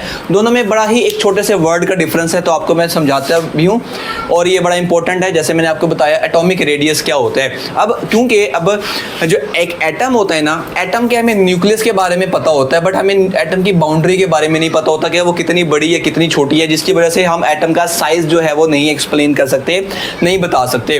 तो इसके लिए हमारे पास एक तरीका होता है कि हम दो एटम्स को जितना मैक्सिमम करीब हो सकता है उतना करीब लेकर आते हैं। जैसे यहाँ पर हमें डायग्राम में शो हो रहा है, ये तो एक इमेजिनरी सी लाइन बनी हुई है कि हम बता रहे हैं, बट एटम की ये कोई लाइन या कोई शेल्स नजर नहीं आते हैं हमें। एक न्यूक्लियस होता है, न्यूक्लियस के इलेक्ट्रॉन जो है वो रिवॉल्व कर रहे होते हैं, मतलब उनकी कोई परमानेंट कोई बाउंड्री नहीं होती। तो हम क्या करते हैं, दो एटम्स को जितना करीब हो सकता है उतना करीब लेकर आते हैं। उसके बाद एक के न्यूक्लियस से दूसरे न्यूक्लियस तक का डिस्टेंस मालूम करते हैं। अब एक न्यूक्लियस से दूसरे न्यूक्लियस का जो डिस्टेंस होता है वो हमारे पास आता है लेट्स से 154। अब ये हमारे पास बेसिकली एक्चुअल डिस्टेंस है कार्बन एटम्स का। तो ये दोनों जो आपको मैंने शो किए ये हमारे पास कार्बन एटम्स है जिनका हम एटॉमिक साइज या एटॉमिक रेडियस मालूम करें। तो एक के न्यूक्लियस से दूसरे के न्यूक्लियस का जो डिस्टेंस आता है वो आता है 154। अब हम अगर 154 को डिवाइड कर देते हैं 2 पे तो हमारे पास वैल्यू आती है 77, जो कि हमारे पास, क्योंकि डिस्टेंस का अगर हम हाफ करते हैं तो वो क्या बनता है, एटॉमिक रेडियस बनता है। तो ये टोटल साइज हमारे पास 154 है, और अगर हम एक एटम के रेडियस की बात करते हैं तो वो कितना है, 77। अब रेडियस क्यों किया, क्योंकि हम जानते हैं हम एटम को as a sphere, as a circle ही कंसीडर करते हैं। तो जो सर्कल का जो रेडियस होता है वो क्या होता है, सेंटर से लेकर उसकी बाउंड्री तक का डिस्टेंस। तो इस तरह हमें जो है वो एटम की बाउंड्री जो है वो मिल जाती है, उसका जो हमें रेडियस है वो मिल जाता है, और हमें एक एटम का जो कंप्लीट साइज है वो भी हम इस तरह जो है वो मालूम कर सकते हैं। तो एटॉमिक रेडियस क्या होता है, एटॉमिक साइज क्या होता है, हम कहते हैं कि यहाँ पे अगर हमने इसकी डेफिनेशन बनानी हो तो ये हमारा, क्योंकि लॉन्ग क्वेश्चन है तो हम सबसे पहले जो है इसकी यहाँ पे क्या लिखेंगे, इसकी हम डेफिनेशन को लिख रहे होंगे, और क्योंकि मैं आपको पता है, आपको तरीका भी पूरा बताऊंगा कि किस तरह अपने पेपर में इसको अटेम्प्ट करना है। तो मैं आपसे कह सकता हूँ, अगर हम रेडियस की बात करें तो मैं कह दूंगा हाफ डिस्टेंस, ठीक है जी, हाफ डिस्टेंस किसके दरमियान, between nuclei of two element. Nucleus की जमा होती है न्यूक्लियाई, तो nuclei of two bonded atoms, half distance between nuclei of two bonded atoms, वो क्या बन जाएगा, मेरे पास एटॉमिक रेडियस बन जाएगा। अब यहाँ से अगर आपने एटॉमिक साइज की डेफिनेशन बनानी है तो आप यहाँ से क्या करोगे, जस्ट ये हाफ को यहाँ से जो है वो खत्म कर दोगे, तो वो किसकी डेफिनेशन, यहाँ से किसकी डेफिनेशन बन जाएगी, distance between nuclei of two bonded atoms, वो किसकी डेफिनेशन बन जाएगी, एटॉमिक साइज की डेफिनेशन बन जाएगी। तो अभी मैं आपको बुक में भी वैसे आपको मार्क करवाऊंगा, टेंशन नहीं लेनी। तो अभी हम यहाँ पे समझ रहे हैं। इसके बाद हमारी एग्जाम्पल आएगी, एग्जाम्पल में आपने इसी तरह डायग्राम बनानी है। तो आपने बताना है कि जो दो बॉन्डेड कार्बन एटम, बॉन्डेड का मतलब जो आपस में एक दूसरे के करीब होते हैं, तो जो कार्बन एटम के जो न्यूक्लियाई का डिस्टेंस होता है वो 154 होता है। और अगर हम उसको हाफ कर देते हैं यहाँ से, अगर हम यहाँ से उसको क्या कर दें, यहाँ से उसको ब्रेक कर दें, हाफ कर दें, तो 77 एक साइड का और 77 एक साइड का। अब ये पीएम जो है हमारा वो दिन रात वाला पीएम नहीं है, बल्कि ये होता है हमारे पास, ये होता है हमारे पास पिकोमीटर। पिकोमीटर आपने पढ़ा होगा फिजिक्स के अंदर, प्रीफिक्स पढ़ा होगा, 10 की पावर -12 हमारे पास होता है। तो ये हमारे पास पिकोमीटर क्या होता है, हमारा इसका यूनिट होता है जिसके अंदर हम लोग डिस्टेंस बताते हैं किसका, एक एटम का, या रेडियस बता रहे होते हैं। तो ये हमारी डेफिनेशन होगी, इसके बाद हमारी एग्जांपल होगी। इसके बाद अब हम मूव करने लगे हैं अपने नेक्स्ट टॉपिक पर, दैट इज ट्रेंड। ठीक है, trend in period and group. Trend in, पहले हम पीरियड के बारे में पढ़ेंगे। ट्रेंड का मतलब क्या होता है, जैसे हमारा ट्रेंड होता है कि जिस तरह कोई भी फैशन का ट्रेंड आता है या किसी और चीज़ का ट्रेंड आता है, तो क्या ट्रेंड की मूवमेंट क्या चल रही होती है। तो हमारा जो ट्रेंड इन पीरियड है, ये हमारा इस तरह के बहुत सारे, आप आगे देखोगे शॉर्ट क्वेश्चन बनेंगे कि आपसे पूछा जाएगा कि बताओ फलां चीज़ का ट्रेंड बताओ पीरियड में, फलां चीज़ का ट्रेंड बताओ ग्रुप में। और जब भी आपने ट्रेंड को बताना है तो आपने ट्रेंड बताने के साथ उसकी रीज़न भी बतानी है, रीज़न कंपलसरी है। ठीक है, इस चीज़ को आपने अपने माइंड में रखना है। सो हमारा जो एटॉमिक रेडियस होता है या एटॉमिक साइज होता है, ठीक है, ये डिक्रीज होता है। देखिए ये क्या होता है, डिक्रीज होता है पीरियड में। पीरियड में क्या होता है, atomic size decrease in period, decrease from left to right. ठीक है, जब हम लेफ्ट से राइट की तरफ मूव कर रहे होते हैं, ठीक है, लेफ्ट टू राइट जब हम मूव कर रहे होते हैं, तो हमारा जो एटॉमिक साइज होता है वो क्या हो रहा होता है, कम हो रहा होता है। कैसे कम हो रहा होता है, अब हम उसके बारे में बात करते हैं। तो हम जानते हैं कि जो हमारा पीरियोडिक टेबल होता है उसके अंदर इस तरह क्या होती हैं, पीरियड्स होते हैं। ठीक है, टोटल 7 पीरियड्स हमारे पास इस तरह मूव होते हैं। ठीक है, और ये हमारे पास क्या होते हैं, ये हमारे पास होते हैं ग्रुप्स। अब होता क्या है कि जैसा हमने पढ़ा है कि जैसे हमारे पास जो यहाँ पे नंबर 1 पर आएगा, ठीक है, उसके पास कितने होंगे, क्योंकि हम पीरियड के अंदर एलिमेंट्स को जो है एटॉमिक नंबर की बेस पर अरेंज करते हैं। तो 1 2 3 4 अगर हम इस तरह अरेंज कर रहे हैं, तो हर अगले वाले एलिमेंट के अंदर, अगर हम हाइड्रोजन की बात करते हैं तो इसमें प्रोटॉन्स कितने होंगे, इसमें होंगे 1 प्रोटॉन। अगर हम यहाँ पे बात करें हीलियम की, तो उसके अंदर कितने प्रोटॉन्स होंगे, उसके अंदर होंगे 2 प्रोटॉन्स। और अगर हम बात करते हैं उसके बाद हमारे पास लिथियम आता है, उसके अंदर होंगे हमारे पास 3 प्रोटॉन। अगर मैं ऐसे बढ़ता जाऊँ, मैं क्लोरीन पे चला जाऊँ, तो उसके अंदर होंगे टोटल 17 प्रोटॉन्स। तो जैसे जैसे हम एटॉमिक नंबर एक पीरियड में आगे बढ़ते जा रहे हैं, तो हमारे नंबर ऑफ प्रोटॉन्स न्यूक्लियस के अंदर क्या होते जा रहे हैं, बढ़ते जा रहे हैं। वो क्यों बढ़ते जा रहे हैं, क्योंकि उनका भैया एटॉमिक नंबर बढ़ता जा रहा है, और एटॉमिक नंबर बराबर होता है नंबर ऑफ प्रोटॉन्स के।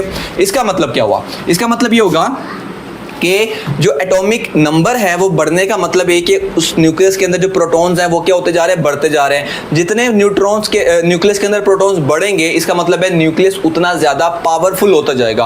और जितना ज़्यादा वो पावरफुल होता जाएगा, इसका मतलब है उतने ज़्यादा वो क्या करता जाएगा, अपने वैलेंस शेल इलेक्ट्रॉन्स को अपने आपस में खींचता जाएगा। जैसे अगर मैं यहाँ पे बनाऊँ, तो ये मेरे पास अगर न्यूक्लियस है, ये मेरे पास फर्स्ट शेल है, ये मेरे पास सेकेंड शेल है, एग्जाम्पल ले रहे हैं। और मैं यहाँ पर जो है मैं कहता हूँ प्रोटॉन मेरे पास है टोटल 8। ठीक है, हम ऑक्सीजन की बात करते हैं, तो पहले शेल में हमारे कितने इलेक्ट्रॉन्स आ गए, 2।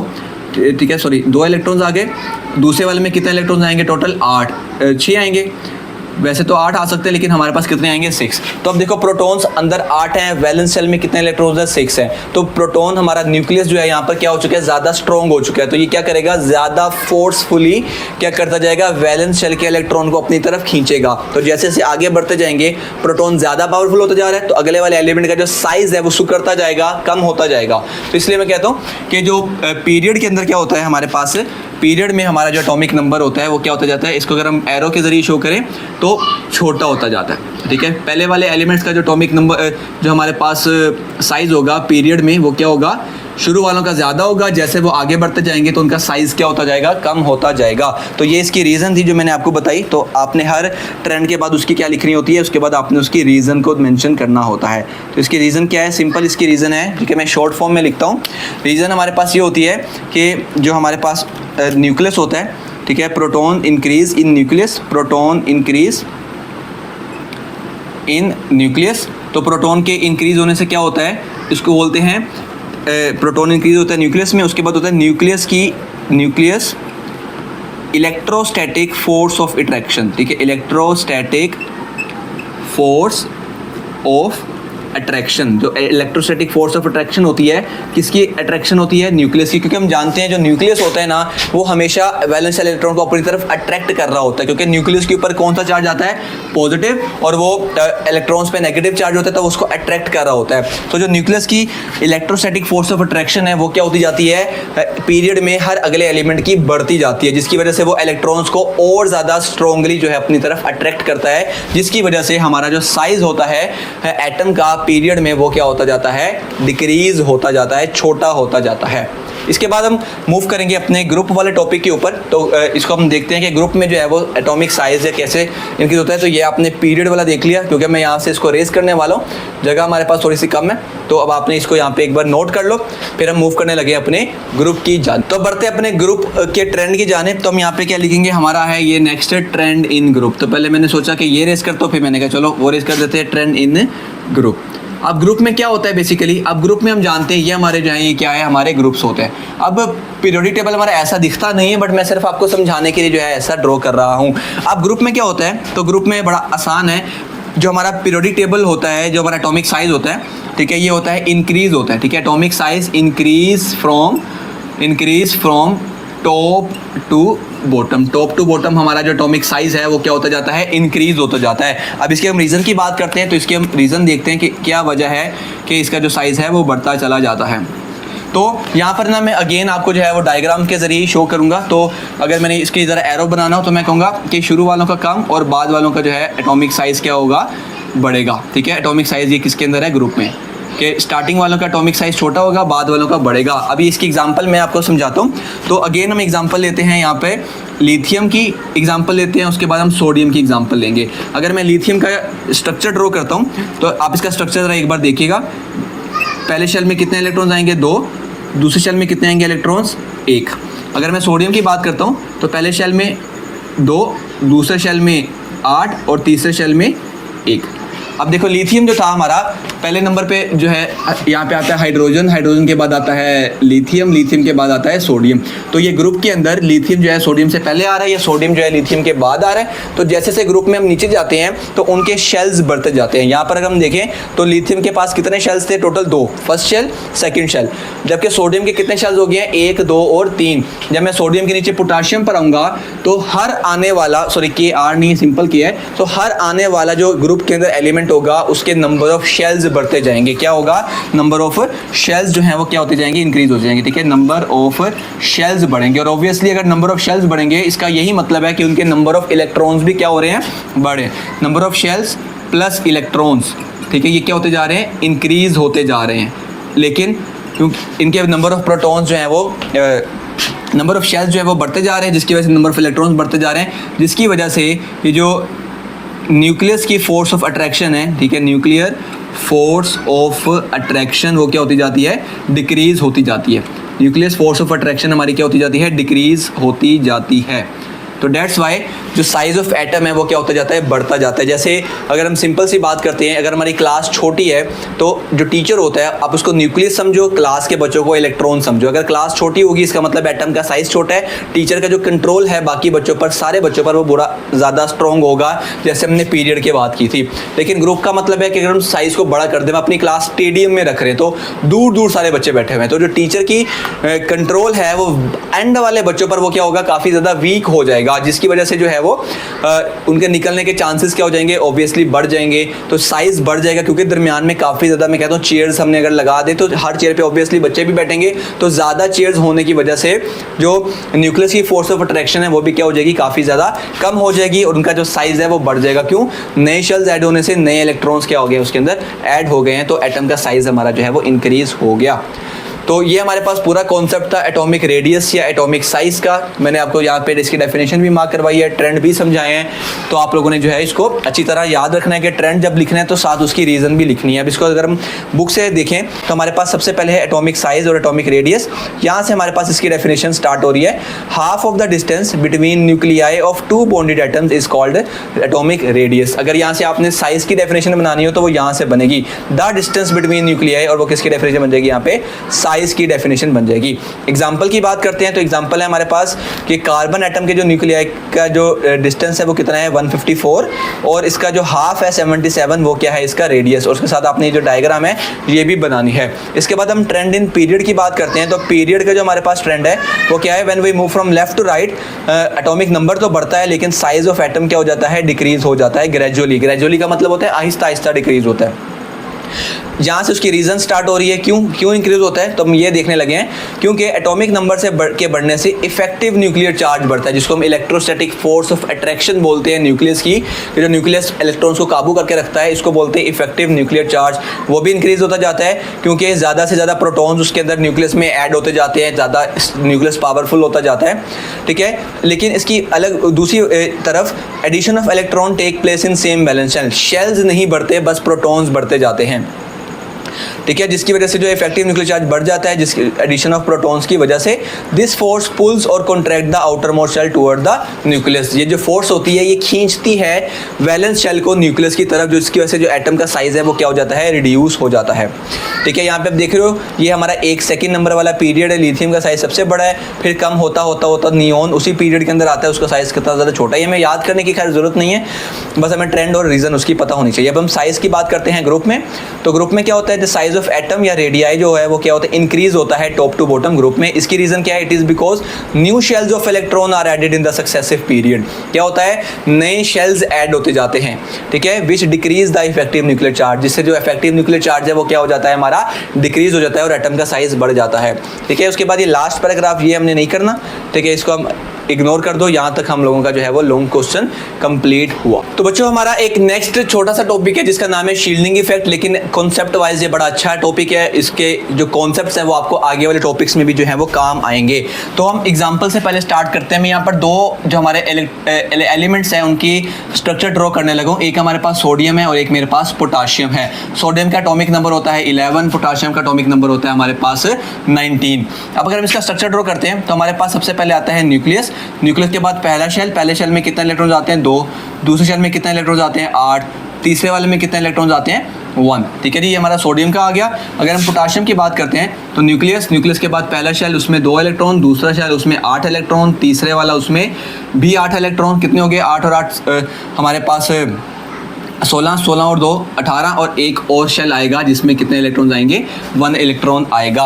अब यहाँ पे नोट करो सोडियम और पोटाशियम में एक डिफरेंस तो हमें ये नजर आ रहा है कि इसका जो साइज है वो छोटा है, इसका साइज बड़ा है, क्योंकि ये एक ही ग्रुप के अंदर आते हैं और हमने पीछे पढ़ा है कि ग्रुप के अंदर जो है वो शेल बढ़ता है, जिसकी वजह से एटम का साइज भी क्या हो जाता है, इंक्रीज हो जाता है। बट मैं भी यहाँ पर शेल की साइज की बात नहीं कर रहा, मैं बात करने वाला हूँ न्यूक्लियस की फोर्स ऑफ अट्रैक्शन की, ठीक है। अब आपने यहाँ पे ये नोट करना है कि न्यूक्लियस जो है जब इस वैलेंस शेल को अपनी तरफ अट्रैक्ट करके रखेगा, जोड़ के रखेगा, तो इसके दरमियान में कितने इलेक्ट्रॉन्स आ रहे हैं 2 और 8 कितने हो गए 10, यानी कि इसके जो है 10 इलेक्ट्रॉन इसको रोक कर रख रहे हैं, ठीक है, रोक कर रख रहे हैं वैलेंस शेल के तक पहुंचने से।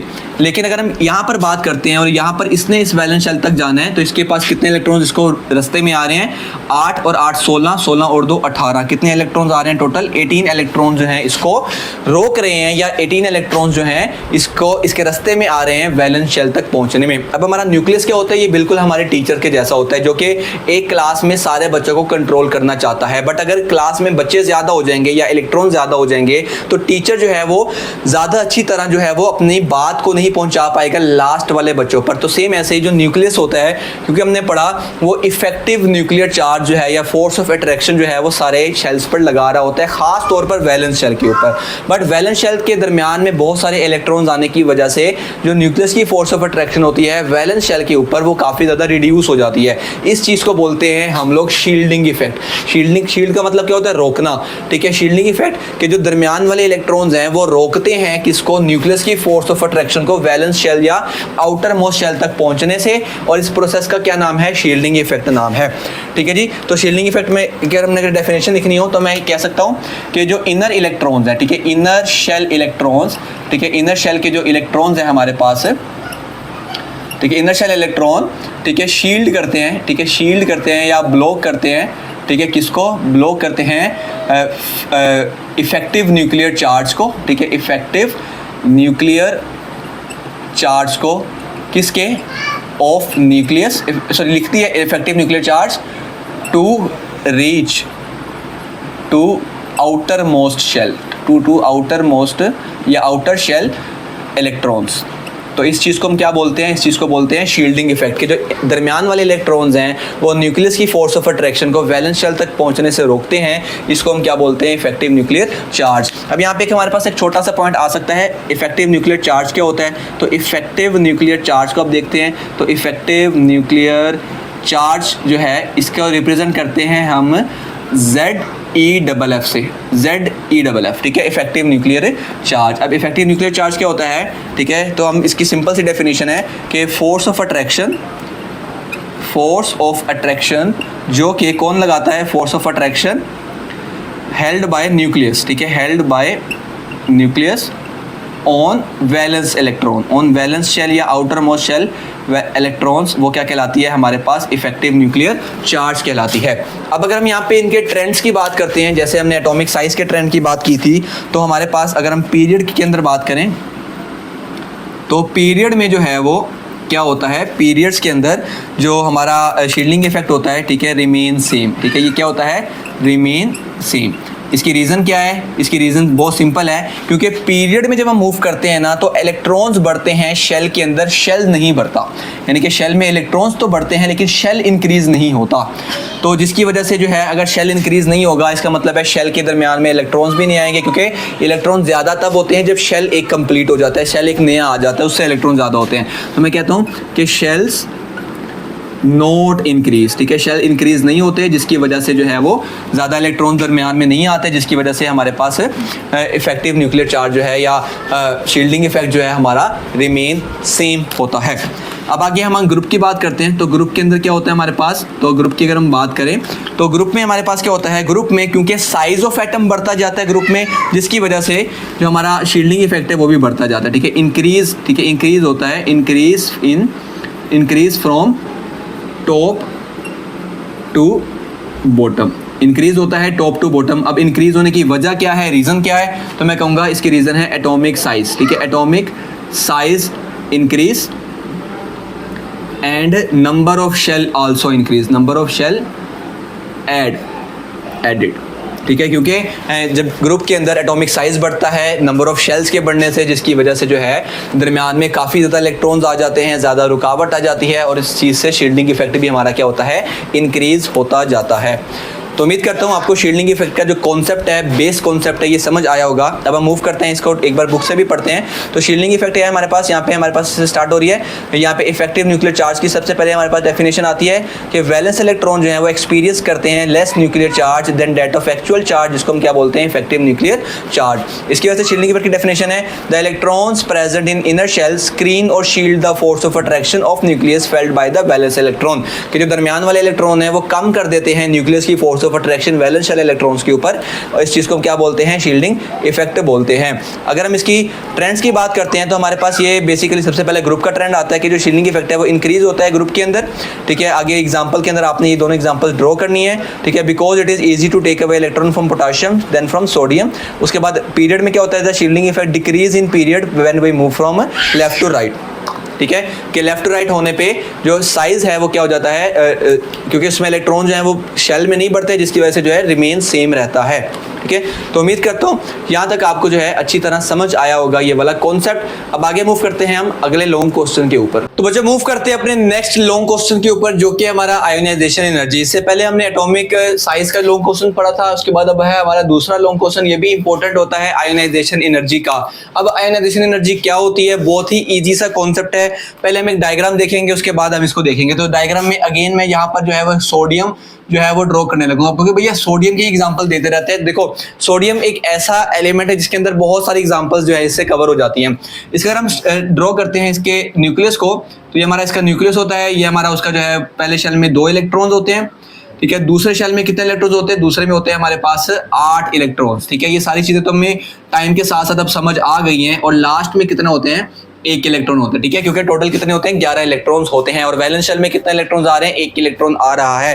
अब अगर हम इस इलेक्ट्रॉन को बाहर निकालना चाहें, क्योंकि हम जानते हैं सोडियम जो है अपना 1 इलेक्ट्रॉन लूज कर सकता है, तो अगर हम इस इलेक्ट्रॉन को लूज करना चाहें तो सोडियम खुद कभी भी इलेक्ट्रॉन जो है वो अपना लूज नहीं करेगा। कौन है जो खुद अपनी चोरी करवाना चाहता है, ठीक है, सिंपल लैंग्वेज में अगर मैं बात करूं, कोई भी नहीं चाहता। सो हम क्या करते हैं, हम इस सोडियम को यहां से देते हैं एनर्जी। क्या देते हैं, यहां से हम इसको एनर्जी देते हैं ताकि ये जो इलेक्ट्रॉन है ये वाला, ये इलेक्ट्रॉन यहां से क्या हो जाए, बाहर निकल जाए, ठीक है।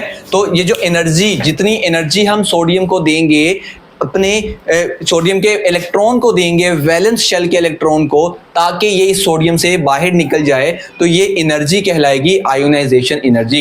यानी कि आयोनाइजेशन एनर्जी क्या होती है, वो अमाउंट एनर्जी की जो कि हम इस्तेमाल करते हैं किसी भी एटम के वैलेंस शेल में से इलेक्ट्रॉन को निकालने के लिए। और देखो मैंने आपको बताया था जो न्यूक्लियस होता है, न्यूक्लियस तो सारे इलेक्ट्रॉन्स को अपनी तरफ अट्रैक्ट करके रखता है, अपने पास रखता है, तो वो नहीं चाहता कि कोई भी उसका इलेक्ट्रॉन निकाल के लेकर जाए। तो हमें क्या करना पड़ेगा, हमें एनर्जी लगानी पड़ेगी उस इलेक्ट्रॉन को बाहर निकालने के लिए। तो जितनी एनर्जी हम लगाएंगे वो क्या कहलाएगी, आयोनाइजेशन एनर्जी कहलाएगी। तो उम्मीद करता हूं आपको डायग्राम से समझ आई होगी आयोनाइजेशन एनर्जी होती क्या है। तो यहां मैं कहता हूं, ठीक है, अमाउंट ऑफ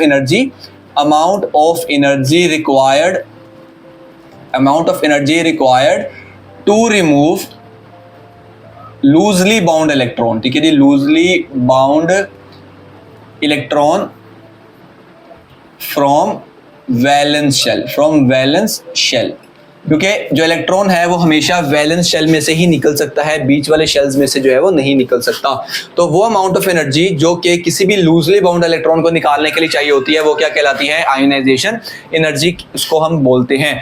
तो सोडियम की हमने एग्जांपल में बात की, तो मैं ऐसे कह सकता हूं कि जो हमारे पास सोडियम है, जब सोडियम ब्रेक हुआ तो उसके अंदर से क्या निकला, सोडियम पॉजिटिव बन जाएगा और एक इलेक्ट्रॉन क्या हो गया, वहां से बाहर निकल गया, यानी कि जो ये इलेक्ट्रॉन था यहाँ से क्या हो गया, बाहर। तो इस सारे सिनेरियो में हमने कितनी एनर्जी लगाई, कितनी एनर्जी हमें चाहिए थी, तो डेल्टा एच एनर्जी को बोलते हैं, उसकी वैल्यू होती है प्लस 496 किलो जूल पर मोल। यानी कि ये बहुत ज़्यादा एनर्जी है जो कि हमने लगाई सोडियम के इस इलेक्ट्रॉन को यहाँ से बाहर निकालने के लिए। और जब आपको पता है जब इलेक्ट्रॉन बाहर निकलता है तो सोडियम के ऊपर कौन सा चार्ज आ जाता है, पॉजिटिव चार्ज आ जाता है।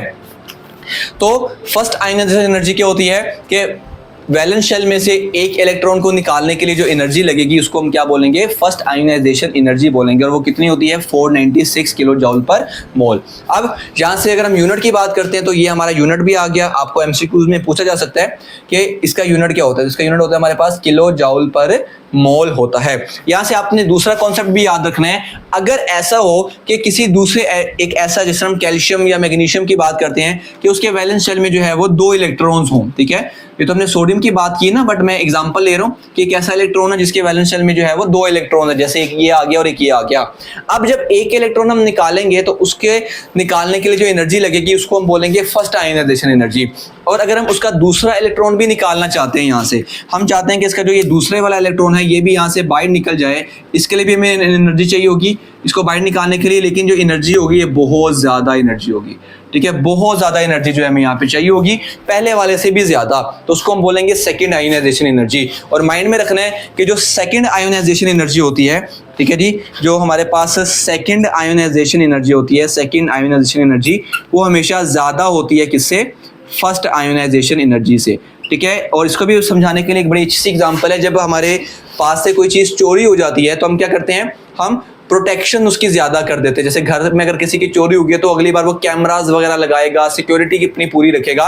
सेम ऐसे ही जब न्यूक्लियस का एक इलेक्ट्रॉन यहाँ से निकलता है तो न्यूक्लियस काफ़ी ज़्यादा अटेंटिव हो जाता है, काफ़ी ज़्यादा स्ट्रोंगली बाकी वाले इलेक्ट्रॉन्स को अट्रैक्ट कर लेता है, ठीक है, जिसकी वजह से दूसरी बार अगर इलेक्ट्रॉन निकालना होगा तो पहले जितनी एनर्जी नहीं बल्कि उससे ज़्यादा एनर्जी रिक्वायर्ड होगी, ठीक है जी। अब हम आगे बढ़ते हैं ट्रेंड इन पीरियड की तरफ। तो अब मैंने आपको बताया जितने हमारे आगे टॉपिक्स हैं सबके ट्रेंड्स यहाँ पर इस्तेमाल होंगे। तो ट्रेंड्स आपको तभी समझ आएंगे जब आपको उसका कॉन्सेप्ट जो है वो समझ आएगा।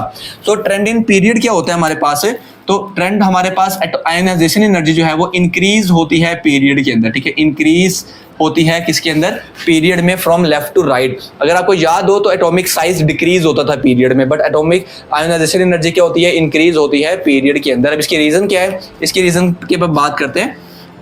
तो पीरियड में क्या होता है, पीरियड में जैसे हमने देखा था कि जो प्रोटॉन्स होते हैं वो क्या हो जाते हैं, नंबर ऑफ प्रोटॉन्स बढ़ते जाते हैं पीरियड के अंदर, हर आने वाले एलिमेंट के अंदर, क्योंकि उसका एटॉमिक नंबर बढ़ रहा है जिसकी वजह से उसके नंबर ऑफ प्रोटॉन्स क्या हो रहे हैं, इंक्रीज हो रहे हैं, ठीक है, जिसकी वजह से क्या होता है, ठीक है, इफेक्टिव न्यूक्लियर चार्ज भी बढ़ता है। इफेक्टिव न्यूक्लियर चार्ज जो है वो क्या होता जाता है, न्यूक्लियर चार्ज भी इंक्रीज होता जाता है। उससे होता क्या है, उससे डिफिकल्ट होता है एलिमेंट्स को क्या करना, difficult to remove the element, difficult to remove element. आप जानते हैं जिस तरह हमारे कुछ लोग होते हैं जिनकी सिक्योरिटी बहुत ज़्यादा होती है, तो सिक्योरिटी में से जो है वो कोई हीरा चुराना या कोई इस तरह की चीज़ करना काफ़ी ज़्यादा मुश्किल होता है। तो जैसे जैसे एटम आगे बढ़ता जाता है उसका एटॉमिक नंबर, इसका मतलब है उसके नंबर ऑफ प्रोटॉन्स बढ़ते जाते हैं, जिसकी वजह से न्यूक्लियस बहुत ज़्यादा पावरफुल होता जाता है, या उसका इफेक्टिव न्यूक्लियर चार्ज बढ़ता है, जिसकी वजह से एलिमेंट्स के इलेक्ट्रॉन निकालना जो है वो काफ़ी ज़्यादा डिफिकल्ट होता है। तो हमें ज़्यादा एनर्जी चाहिए होती है इलेक्ट्रॉन निकालने के लिए, तो इसलिए आयनाइजेशन एनर्जी क्या होती है, पीरियड में बढ़ती है। अब अगर हम ग्रुप की बात करते हैं तो ग्रुप में इसका बिल्कुल उल्ट होगा, ठीक है। इसमें क्या होती है, इसमें जो आयनाइजेशन एनर्जी होती है वो डिक्रीज होती है। डिक्रीज होने की क्या रीज़न होती है, बहुत अच्छी सी और बड़ी आसान सी रीज़न है, क्योंकि एटॉमिक साइज बढ़ता है, ठीक है। एटॉमिक साइज ग्रुप में बढ़ता है, ठीक है, एटॉमिक साइज इंक्रीज होता है, जिसकी वजह से क्या होता है, ठीक है, एटॉमिक साइज के बढ़ने से ज़्यादा इलेक्ट्रॉन्स आ जाते हैं, ठीक है। मोर शेल्स एंड इलेक्ट्रॉन्स जो हैं वो न्यूक्लियस और वैलेंस शेल के दरमियान में आ जाते हैं, जिससे जो हमारा इफेक्टिव न्यूक्लियर चार्ज है ZeF क्या होता था, इफेक्टिव न्यूक्लियर चार्ज वो क्या हो जाता है, डिक्रीज हो जाता है, और इजी होता है हमें इलेक्ट्रॉन को बाहर निकालना। थोड़ी सी एनर्जी लगाकर भी इलेक्ट्रॉन जो है बाहर आ जाते हैं, क्योंकि साइज बहुत बड़ा है, ठीक है। बिल्कुल ऐसे ही जैसे क्लास की एग्जांपल दी थी मैंने, क्लास का अगर साइज बड़ा होगा तो टीचर को लास्ट वाले बच्चों को कंट्रोल करना काफी ज्यादा मुश्किल हो जाएगा, तो कोई भी आके उनको जो है वहां से लेकर जा सकता है। तो ये हमारे पास है trend in period, trend in group. उम्मीद करता हूँ आपको इसकी रीजन वगैरह भी है, सारे कॉन्सेप्ट समझ आए होंगे। अब हम बुक पर मूव करते हैं, और सबसे पहले हमारे पास डेफिनेशन आती है आयनाइजेशन एनर्जी की। वो क्या है, अमाउंट ऑफ एनर्जी जो कि रिक्वायर्ड होती है क्या करने के लिए, रिमूव करने के लिए, किसको, लूजली बाउंड इलेक्ट्रॉन को, कहां से, वैलेंस शेल के अंदर से, किसके, आइसोलेटेड गैसियस एटम के। आगे बढ़ते हैं, आगे हमारे पास जो है वो एग्जांपल आएगी। तो एग्जांपल हमारे पास ये है, फॉर एग्जांपल यहाँ से लेके यहाँ तक करनी है। ये वैल्यू आपने एमसीक्यूज के लिए भी जो है वो माइंड में रखनी है। उसके बाद हमारे पास फर्स्ट आयनाइजेशन एनर्जी आती है, वो यहाँ से स्टार्ट होगी। The amount of energy need to remove successive electron present in nucleus increase if there is one electron, the valence the energy required to remove will be called first ionisation energy. इसके बाद second के लिए ये है, ठीक है, ये भी आपने इसके साथ ही लिख देंगे, ठीक है, तो हमारे लिए ठीक रहेगा। आगे बढ़ते हैं, ट्रेंड इन पीरियड, यहाँ से लेकर यहाँ तक हमारा ट्रेंड इन पीरियड है कि वो क्या होती है, लेफ्ट टू राइट जो है वो वैल्यू क्या होती है, इंक्रीज होती है। उसके बाद ये हमारी रीज़न है, रीज़न मैंने आपको सारी समझा दी है, तो अब इसको पढ़ेंगे आपको समझ आ जाएगी। अगेन इसकी एग्जांपल करने की जरूरत नहीं, बस हम देख लेते हैं कि पीरियड में शुरू वाले की 520 कम है और उसी पीरियड में एंड वाले की सबसे ज़्यादा है आयनाइजेशन एनर्जी। इसका मतलब है ज़्यादा, इसको रिमूव करना बहुत ज़्यादा मुश्किल है। और अगर हम ग्रुप की बात करते हैं तो ग्रुप में पहले इसकी रीजन लिखी हुई है, इसका जो ट्रेंड है वो ये लिखा हुआ है, ionisation energy in element decrease from top to bottom, और ये उसकी रीजन है हमारे पास सारी कि जो एटम का साइज है वो क्या होता है, ज़्यादा शेल्स वैलेंस शेल और न्यूक्लियस के दरमियान में आ जाते हैं, जिससे जो है वो इलेक्ट्रोस्टैटिक फोर्स जो है इलेक्ट्रॉन जो फील करते हैं वो क्या हो जाती है, काफ़ी ज़्यादा कम हो जाती है। तो बहुत ईजी होता है इलेक्ट्रॉन को रिमूव करना वैलेंस शेल के अंदर से। तो ये हमारा जो था वो आयनाइजेशन एनर्जी का टॉपिक कंप्लीट हुआ। उम्मीद करता हूँ आपका कॉन्सेप्ट भी क्लियर होगा, आपको समझ भी आई होगी। तो बच्चों मूव करते हैं अपने नेक्स्ट टॉपिक पर, जिसका नाम है इलेक्ट्रॉन अफिनिटी। अब आप कहोगे भैया आपने तो पुराना वाला ही लिखा हुआ है, आयनाइजेशन एनर्जी वाला लिखा हुआ है, तो यहाँ पे आपको बड़ी मजेदार सी एक बात बताने लगा हूं कि जो आयनाइजेशन एनर्जी है वो बेस टॉपिक था। अगर आपको वो अच्छी तरह कॉन्सेप्ट समझ आया है तो अब इलेक्ट्रॉन अफिनिटी और उसके बाद एक और टॉपिक आएगा, वो बिल्कुल आयनाइजेशन एनर्जी जैसे ही है, बस थोड़ा सा फर्क है। तो अब हम स्टार्ट करते हैं। तो एग्जांपल मैंने यहाँ पे पहले सोडियम की थी, अब हमने यहाँ पे क्लोरीन की कर दी है। तो क्लोरीन के एटॉमिक नंबर कितना होता है, 17। इसके मतलब इसके टोटल इलेक्ट्रॉन्स कितने होते हैं, 17। वैलेंस शेल में कितने इलेक्ट्रॉन्स आएंगे, टोटल 7, क्योंकि दरमियान पहले वाले में 2, दूसरे वाले में 8, 10 हो गए, तो वैलेंस शेल में कितने इलेक्ट्रॉन्स आएंगे, 7। अब आपने माइंड में रखना है, जो सोडियम से हमने एनर्जी लगाकर, आयनाइजेशन एनर्जी लगाकर वो इलेक्ट्रॉन निकाला था, अब मैं कहता हूँ वो कहीं से घूमता फिरता जो है वो क्लोरीन के पास आया। तो यहाँ से क्या हो रहा है, यहाँ पे जो है वो एक इलेक्ट्रॉन यहाँ से क्या होता जा रहा है, आता जा रहा है, कहाँ घुसना चाह रहा है, इस वैलेंस शेल के अंदर घुसना चाह रहा है। जब कोई भी इलेक्ट्रॉन वैलेंस शेल के अंदर आता है तो वैलेंस शेल में से एनर्जी जो है वो बाहर निकलती है। क्या होता है, वैलेंस शेल में से एनर्जी बाहर निकलती है। अगर आपको अभी भी समझ नहीं आया तो जैसे हम एक पत्थर फेंकते हैं पानी में, पत्थर को जब हम पानी में फेंकते हैं तो पानी साइडों से क्या होता है, बाहर निकलता है। तो जब एक इलेक्ट्रॉन न्यूक्लियस के वैलेंस शेल के अंदर आता है तो वैलेंस शेल में से कुछ एनर्जी बाहर निकलती है, उस एनर्जी को बोलते हैं हमारे पास इलेक्ट्रॉन अफिनिटी।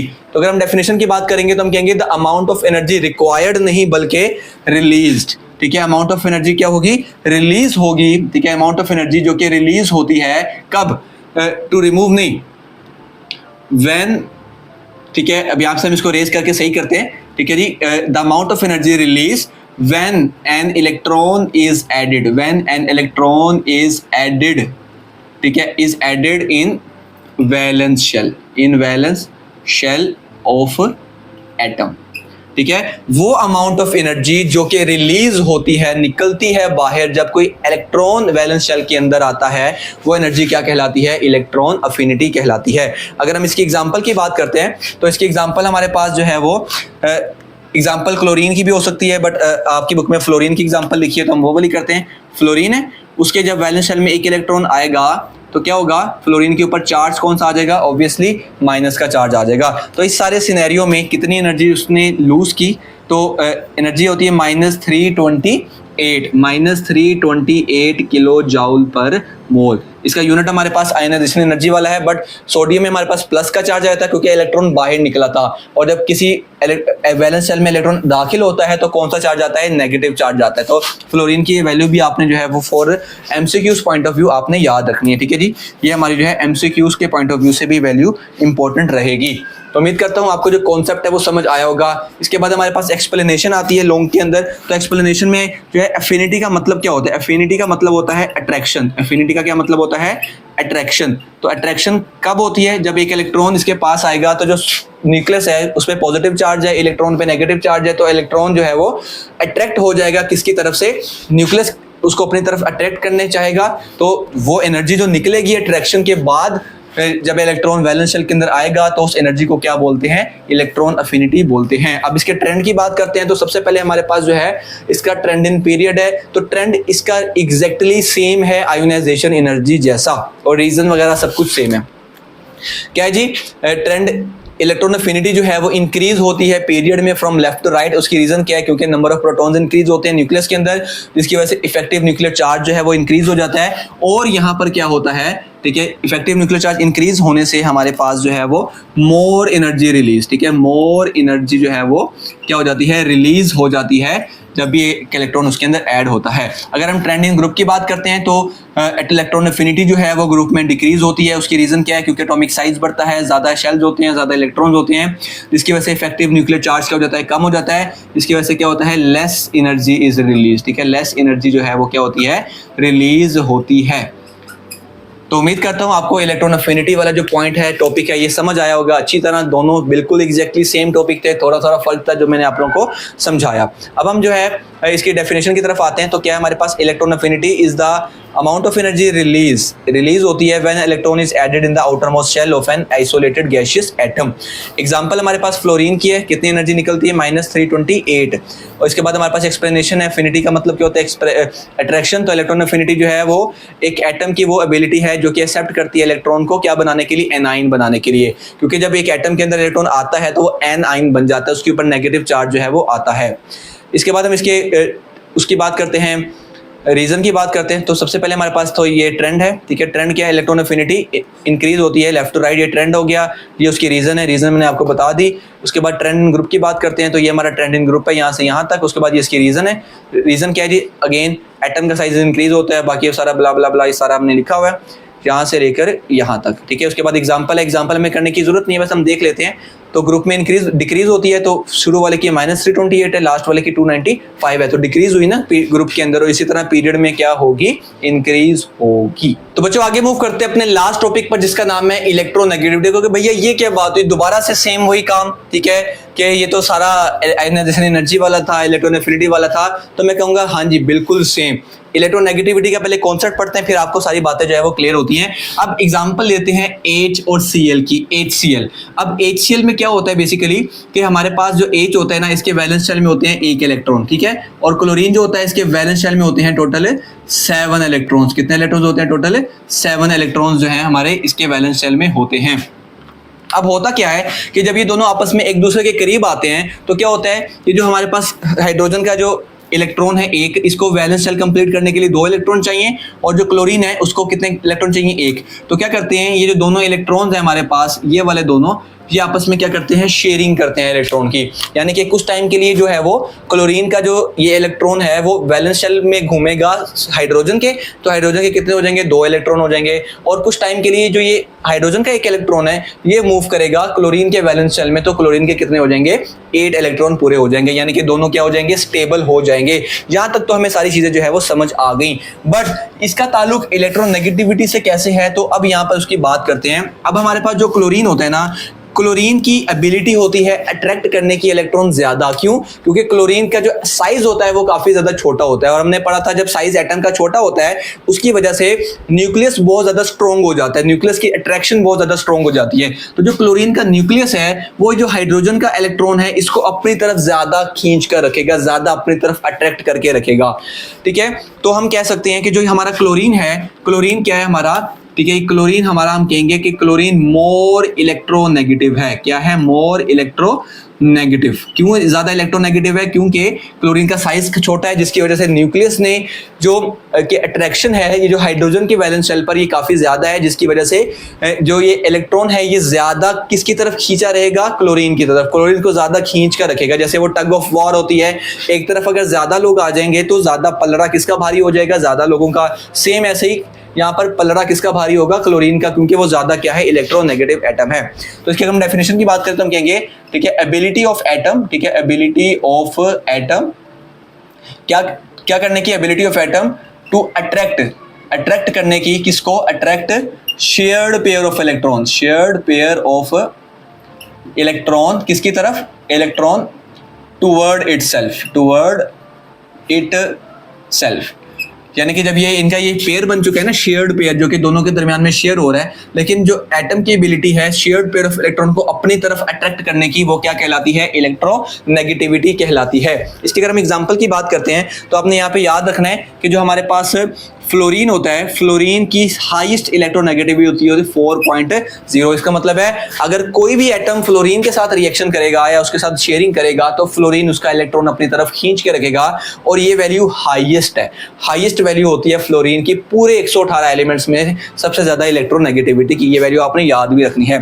अगर हम एक्सप्लेनेशन की बात करते हैं तो एक्सप्लेनेशन इसकी सिंपल यही आएगी जो मैंने अभी आपको एक्सप्लेन की, कि जो उसका न्यूक्लियस होता है वो उसको शेयर्ड पेयर ऑफ इलेक्ट्रॉन को ज्यादा अपनी तरफ अट्रैक्ट करके रखता है, तो वो आपने एक्सप्लेनेशन के पार्ट में लिखना है। अगर हम ट्रेंड इन पीरियड की बात करते हैं तो देखो, अगर आपको आयोनाइजेशन एनर्जी का ट्रेंड याद है ना, तो आप उसके ट्रेंड में जहां वर्ड आयोनाइजेशन का आता है वहां पर उसको चेंज करके इलेक्ट्रोनेगेटिविटी का लिख दो या इलेक्ट्रॉन एफिनिटी का लिख दो, वो ट्रेंड उसके लिए भी सेम होगा, क्योंकि बच्चे रीजन सेम है। ठीक है, सेम रीजन है कि आयोनाइजेशन एनर्जी जो है वो इलेक्ट्रोनेगेटिविटी इंक्रीज होती है पीरियड के अंदर फ्रॉम लेफ्ट टू राइट। उसकी रीजन क्या है, क्योंकि नंबर ऑफ प्रोटॉन ज्यादा होते हैं, जिसकी वजह से इफेक्टिव न्यूक्लियर चार्ज ज्यादा होता है, जिसकी वजह से बस ये आखिरी लाइन चेंज होगी, जिसकी वजह से जो है वो न्यूक्लियस क्या करता है, अट्रैक्ट करता है, अट्रैक्ट कर लेता है स्ट्रॉन्गली किसको, वो शेयर्ड पेयर ऑफ इलेक्ट्रॉन को।